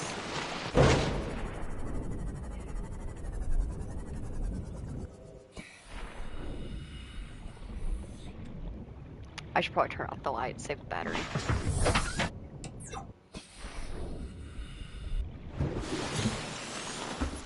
Alright, what we got on the messages? Ready to listen, Nemo? This is Officer Keen in Lightpod 19. The captain is gone. I have assumed command. The last thing the captain did was give me coordinates for dry land. We regroup 1.5 kilometers southwest of the crash site. Stay together and good luck. This message will now repeat. Rendezvous coordinates corrupted. Transmission origin coordinates downloaded. Signal location uploaded to PDA.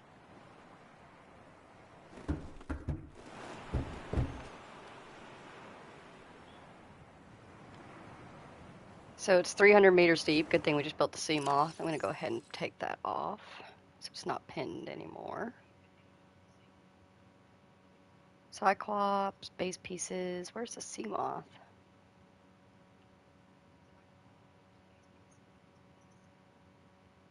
Ah, it's up here. Well, nothing to stop us from going anymore. No wait for daylight now.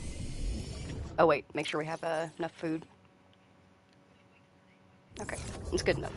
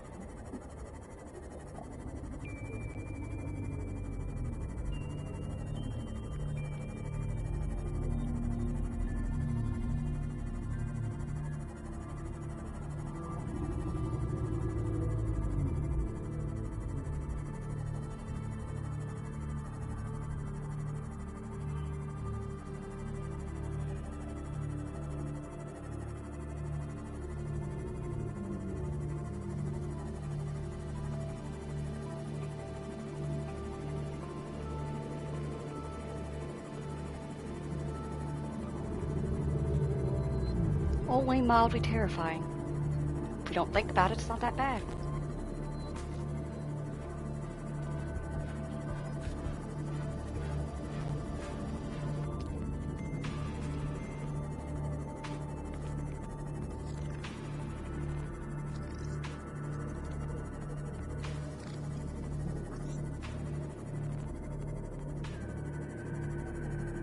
Warning, maximum depth reached. Hull damage imminent.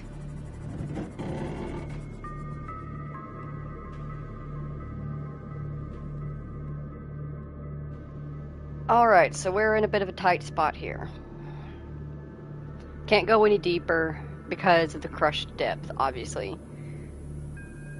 And it will not take long to crush us. As you can see, we're already down to 73 health on our thing. The question is, can we survive going down there? Even with the rebreather and the high O2 tank. Diversity in this region is unusually low. Cause unknown. That's terrifying. Fuck you, that's terrifying. But, our ability to handle oxygen and health highly decreases the deeper we go. And that's 300 meters deep.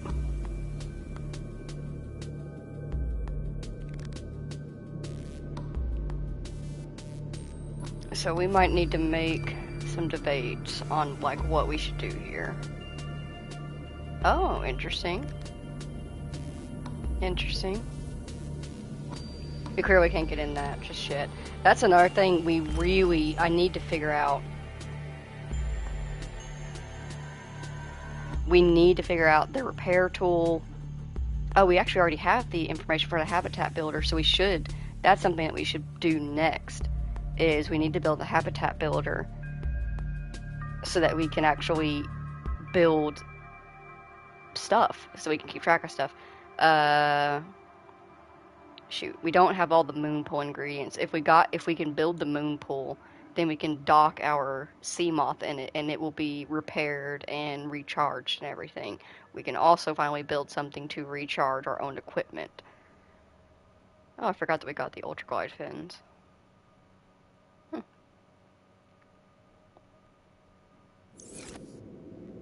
But yeah, we're kind of at a situation of a crossroads here.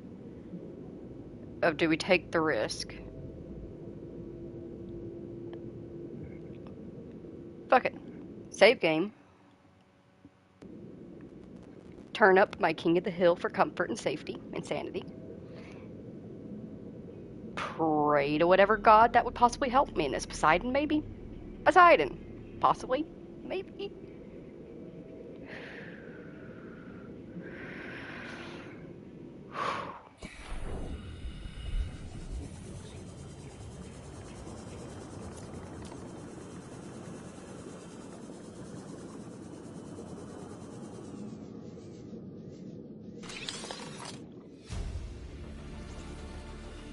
New blueprint acquired.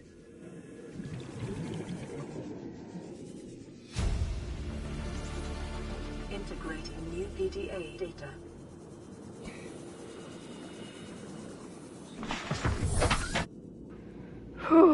Okay, let's see what we got.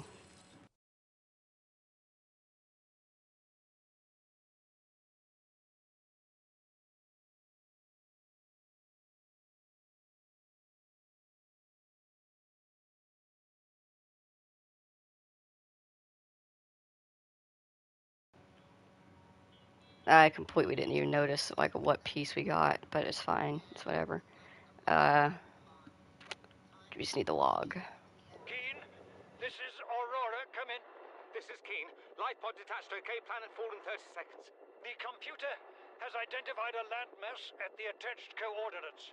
I want you to regroup the crew there. Understood, but They are your responsibility now. Don't let them down. Captain, you need to evacuate.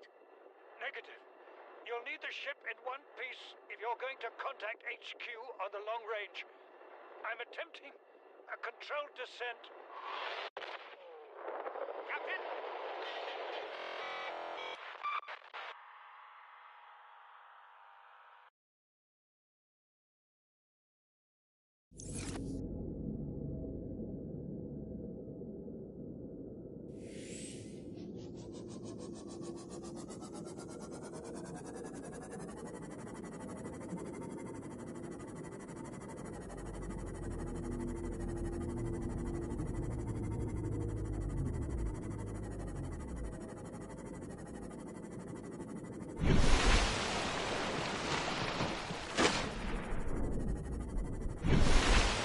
Oh hell, we found some land.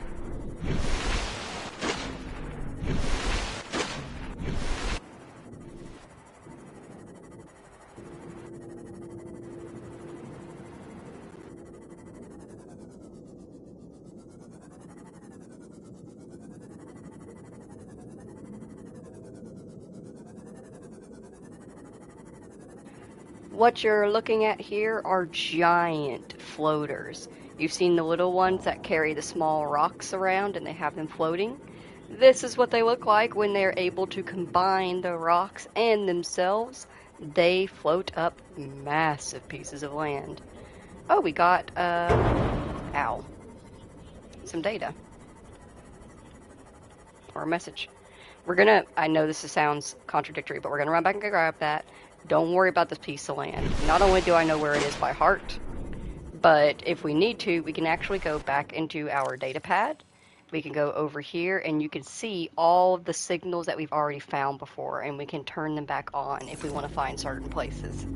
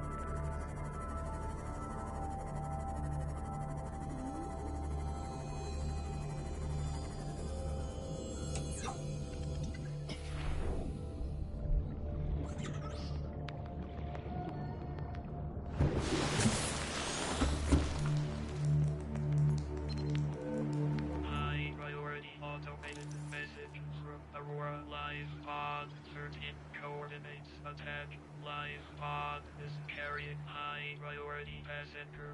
Yoki Kasa. I said Kasa. Why do I have to record this anyway? Send immediate burial detail. Signal location uploaded to PDA. Okay, that's kind of funny. The high priority passenger send immediate burial detail. That's funny.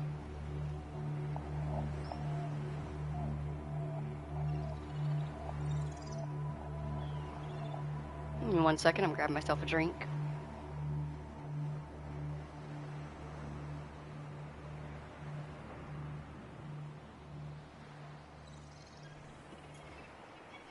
Okay, while we're actually here,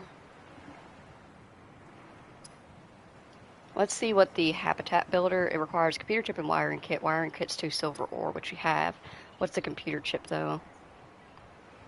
Table core, sample gold, copper wire. That's doable. We could do that right now. Fuck yes. Okay, hang on, what was it again?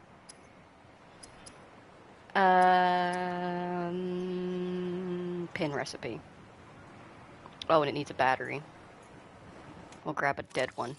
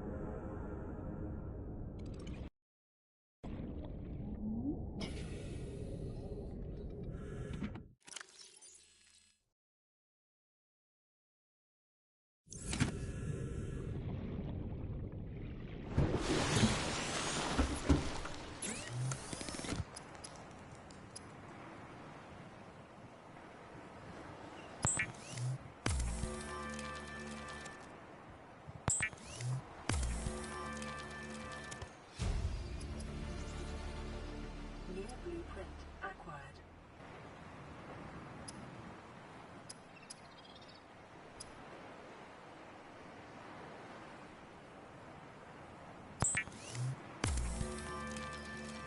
The builder tool is designed to construct habitats capable of withstanding extreme environmental conditions.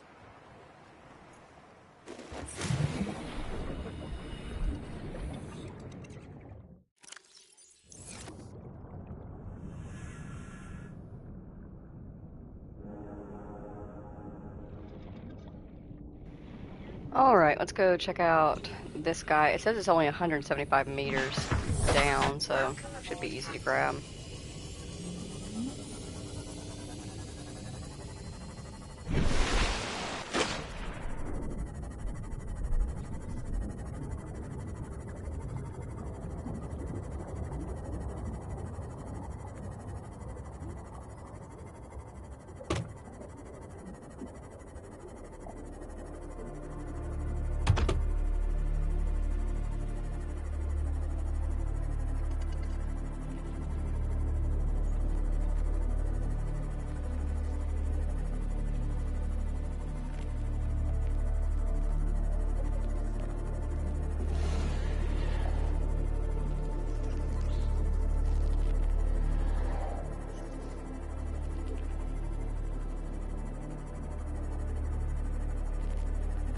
Seek fluid intake.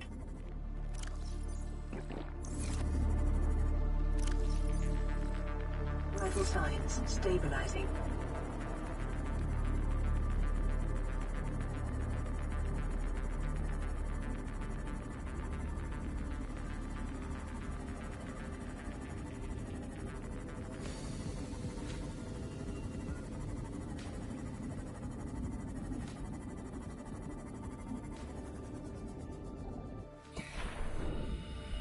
So we already came across this life pod earlier.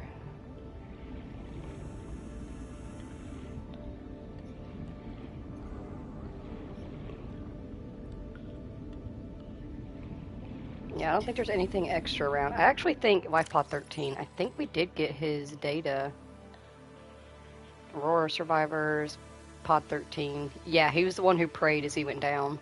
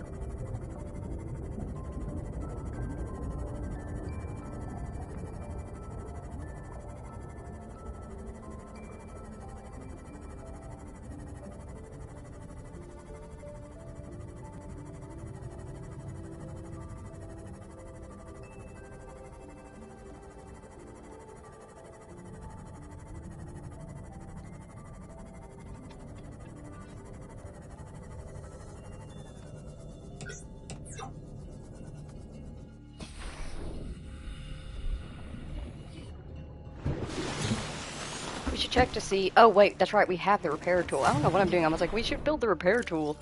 We built the repair tool, like, first off. See, this is a thing about streaming late at night, and it's just me, myself, and I.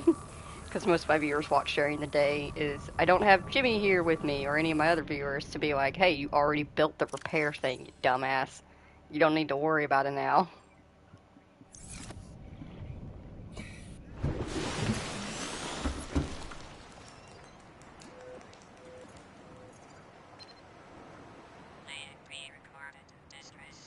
This is Life Pod 6. I have a passenger on board. Coordinates attached. We've landed a kilometer from the crash site, but there's radiation in between us and the rendezvous. Request immediate assistance. 6 out. Signal coordinates corrupted. Approximate transmission origin recorded to data bank.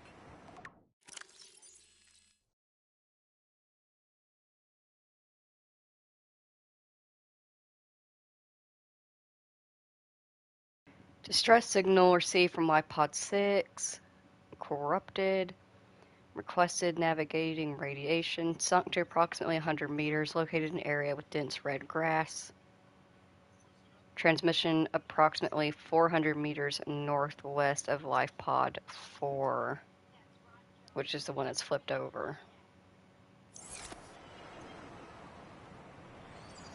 I think I know exactly where that one is, because that's Life Pod 4 over there. And although we don't have a... What? Can we build the compass? That'd be super helpful.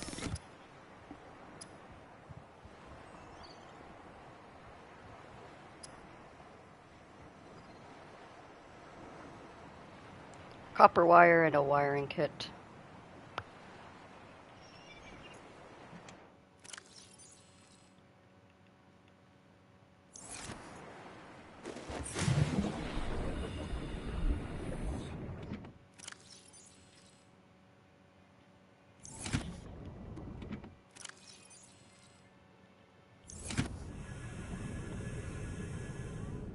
Wait, was it just one copper ore? Or is it copper... whatever.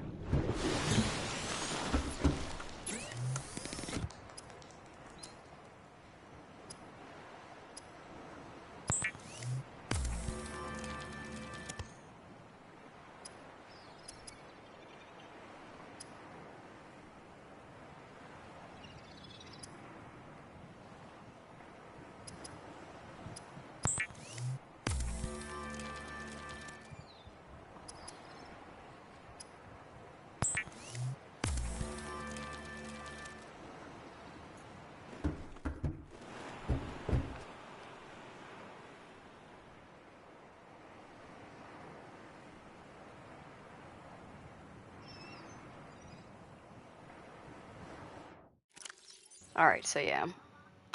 Life Pod 6 is the number we're looking for. I feel like maybe we've already I think we've already come across it, but I guess not, because... What the fuck? What are you? I'm peaceful!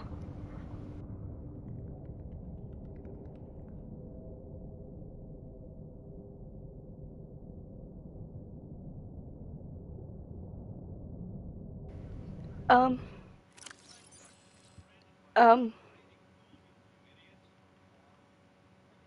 Yeah, we haven't picked up anything from Life Pod 6 yet, so I guess we'll just go.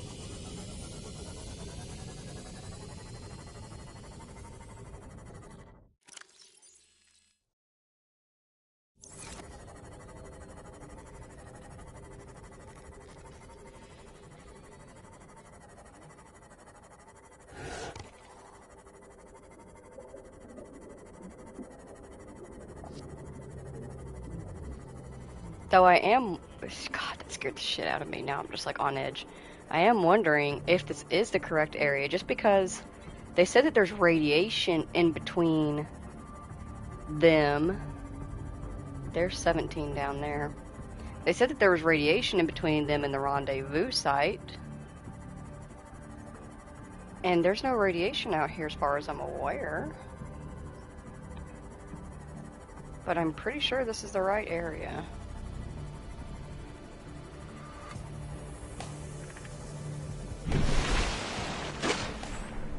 Because the life pod that it's referring to is right over there. So this is west. And this is the red grassy plateau area, so it should be somewhere around here. And it said that it was about 100 meters down as well. So it's going to be a little bit lower.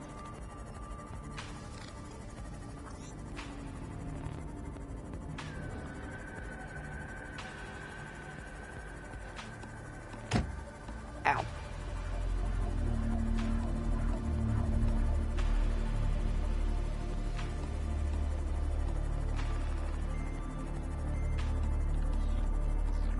You know what's funny about that thing that popped up, whatever the fuck that was, that popped up? Y'all didn't see it probably because it was so fast, but there's a... That out there's Reaper territory.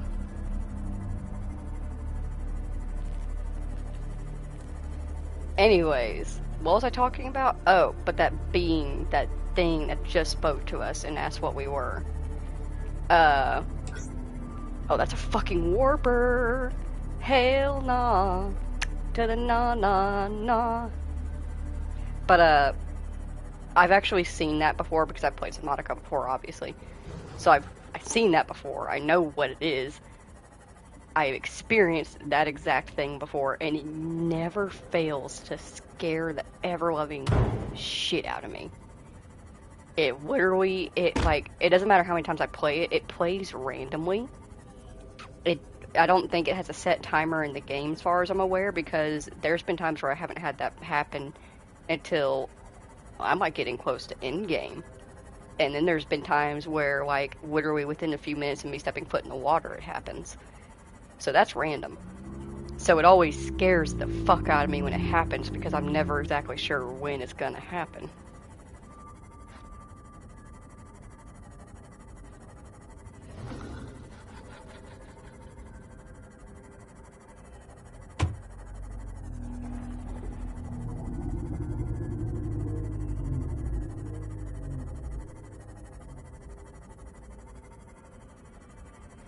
You know what I'm curious about actually? Curious about actually? We saw that warper down there. What was it doing down there? What was it guarding? We're gonna have to keep that area in mind whenever it comes to exploring. Because warpers aren't just, they're not like the other, they are not indigenous to this land. They're not like the sand sharks and the reefbacks and the peepers, where they have places and purposes. Not places and purposes, where they have like no particular place or purpose and they're part of the ecosystem. They have purpose. They are put in place on purpose. that thing is down there for a reason. And it'll be very interesting to figure out what it is. But yeah, we're definitely going to need to keep that in mind whenever we see warpers. Where there's a warper, there's something of note nearby. Anybody got any ideas? At this point, I'm debating on just like heading back and heading back to the life pod and rereading what the deal is, or actually heading to the life pod that's turned over itself, and then going from there. Intake recommended. Ah, shoot. Well, first we'll get some beepers.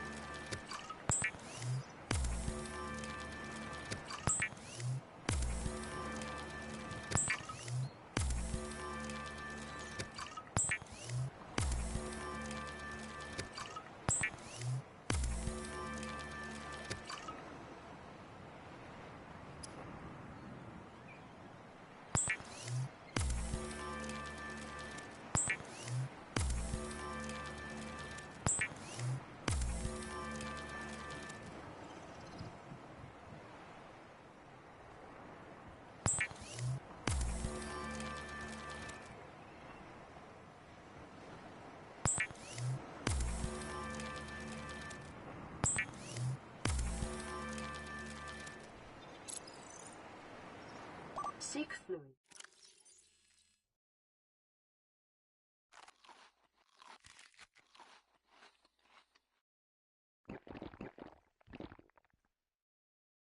Intake. Vital signs stabilizing.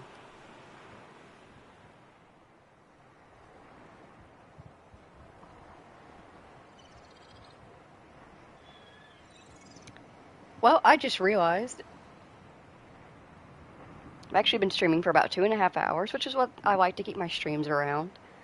When it comes to doing timestamps on Subnautica videos, I'm probably not going to just because of what it is and how it's laid out. If I do timestamps, it'll be of things of like interest, like who are you and or what are you, whatever she said to us, and the warper showing up on land like that. That's pretty cool. But for the most part, not really much of a reason to do timestamps in particular for Subnautica because of the way it's laid out. Alright, so instead of doing fun facts, we are going to learn about the fauna here on 4546B.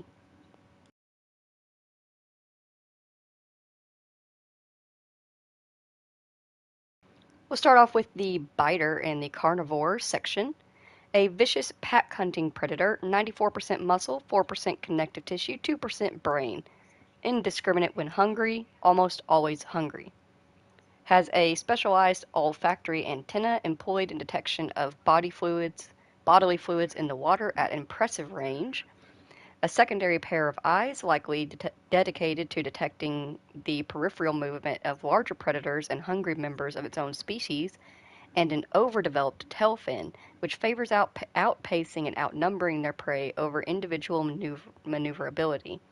Calculations suggest creatures up to 100 times the biter's body weight could succumb to a focus assault by a pack of 10. Avoid packs, try not to bleed. Crashfish. This unusual species has developed an emergency defense mechanism based on mutually assured destruction. It has a forward-mounted eye, enabling the creature to identify and track potential predators. It lives in a sulfur plant. The sulfur plant has evolved to feed on sulfuric compounds secreted by this crashfish, which makes its nest within the leaves. Stronger, more protective plants provide superior nesting grounds, which in turn provide the plant with more nutrients from larger crashfish. Defense mechanism. Concentrations of sulfur build up in the organism over time. Concentrations of sulfur build up in the organism over time. If the crashfish collides with something at sufficient speed, the spikes on its torso are impacted, triggering an explosive chemical reaction. Assessment is to equip a stasis rifle, repulsion cannon, or similar before approaching any shallow caves.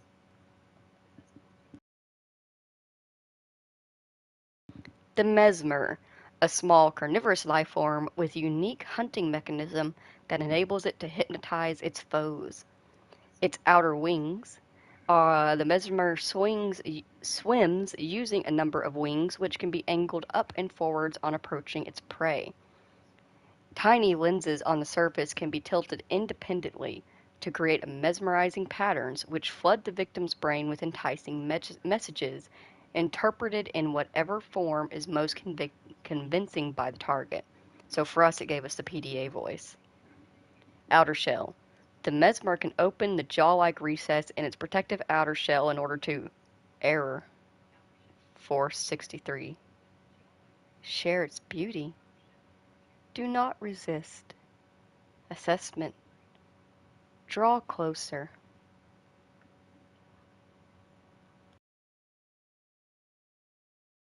The sand shark. A powerful, medium-sized predator that burrows into the sand and ambushes its prey from below. As with many predators, it may be possible to temporarily distract sand sharks by feeding any hungry specimens that draw close. So that's most likely what happened to our first Nemo, was he got snatched by a sand shark. It is a good way to get them off your back, though, if you have some fish to spare. It has a forward dorsal fin. The unusual location of this fin suggests a purpose unrelated to movement through the water. It may be employed in shifting sand beneath the surface or in mating rituals, or may simply be an evolutionary dead end. You see how the fin's located very far up top. It has a segmented exoskeleton. Thick armor plating renders a sand shark almost immune to attacks from above. While it is capable of impressive acceleration, its exoskeleton prevents it from changing direction quickly. The sand shark is thus perfectly designed an ambush hunter, but ill-suited to sustain pursuits. Feet. Ill-designed for ambulation, likely used to disturb the surface of the sand so the life form can burrow into the ground. Assessment: avoid. Be vigilant for ambush in sandy biomes. Like I said, not very threatening, more of an annoyance. And the stalker. A streamlined predator encountered in the kelp forest, in weight of prey leaving the safety of the shallows to feed. The stalker likely carved out its evolutionary niche at the sweet spot between speed and size millions of years ago, and may be one of the oldest species on the planet. The stalker appears to be attracted to titanium deposits, which it tends to sharpen and put stress on its teeth. As with many predators, it may be possible to temporarily distract hungry stalkers by feeding them. Teeth. The stalker's teeth are unusually hard and fast-growing. Its elongated snout can deliver huge biting pressure to larger attackers, while also being used to reach small herbivores seeking refuge among the rocks. Night vision. Retinal layering on the eyeball suggests adaptation for nighttime hunting. Dorsal ridges. These ridges can be moved independently to deliver superior maneuverability. Pelvic fins. Long and powerful, the stalker has evolved to hunt the fastest of prey. Assessment: Stalker teeth may have application in enameled glass fabrication. Alright, so whenever we look around and see stalkers in the area and we see them carrying around metal, we should keep an eye out on the floor to see if maybe they're losing teeth whenever they pick it up.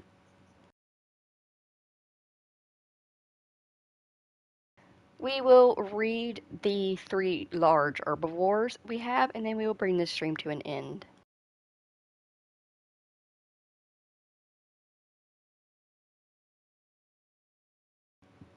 Gasopod, a slow-moving life form and one of the larger herbivores on the planet, providing a substantial meal to would-be predators.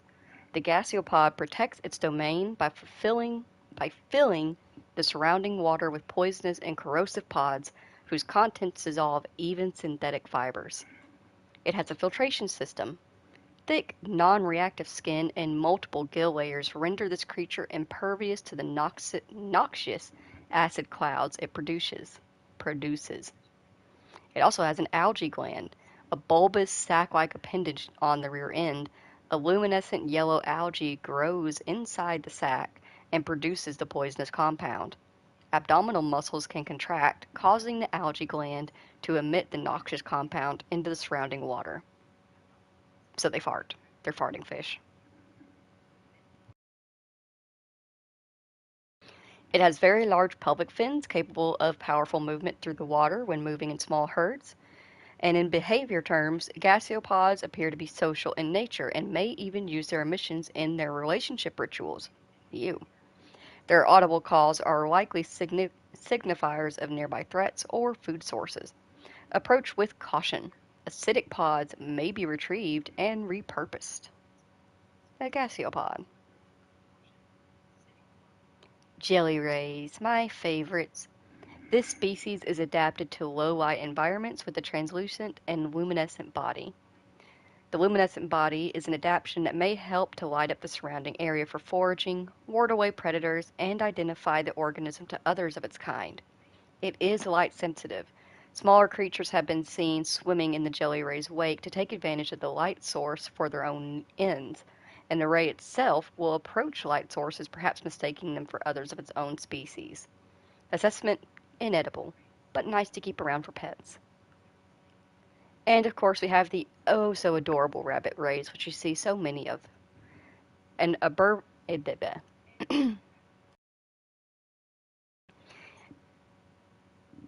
uh, I think it says a.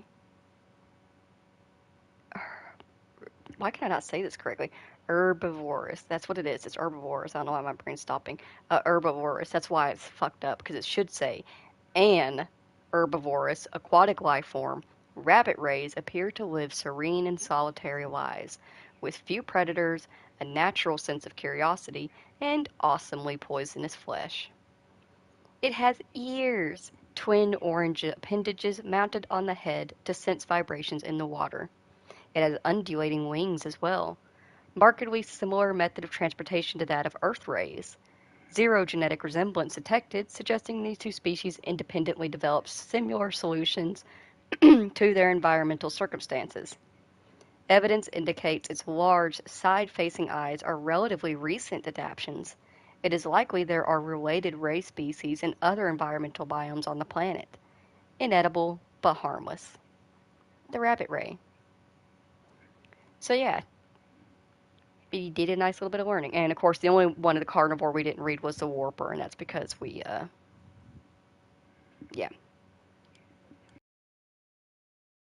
It's actually really funny. It's kind of probably hard to see, but if you look up in the top corner of its picture, it says threat level, and each one has its own threat level. Like the stalker's not too high, it's kind of in the yellow. The sand shark's a little closer into the orange. Same with the mesmer and the crash fish, but the warper is a question mark because it can't get enough data to know how severe it is. And the reality of it is that threat level should be all the way to the max and then a little bit off to the side past it because that's how dangerous they are. Man, that was so creepy. It was, I will say, it was cool that like it glitched up over to where it was and we were able to actually get a good look at it without the fear of it actually killing us. That was pretty neat. I'm glad I was able to show them off to you like that. That's pretty cool.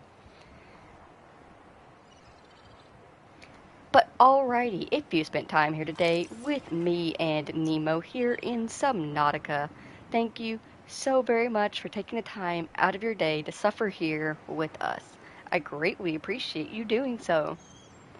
The next time I stream...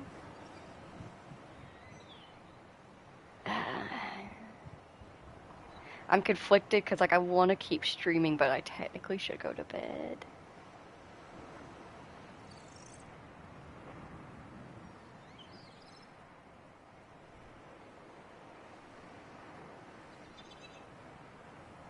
I'm thinking about it.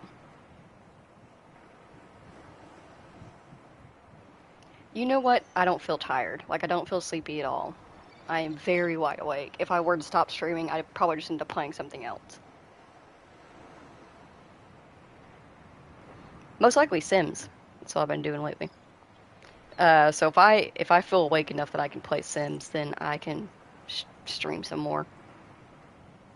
So yeah, I will stream again here in a few minutes. Thank you so very much for joining us. I hope that you all have a very wonderful day, and goodbye.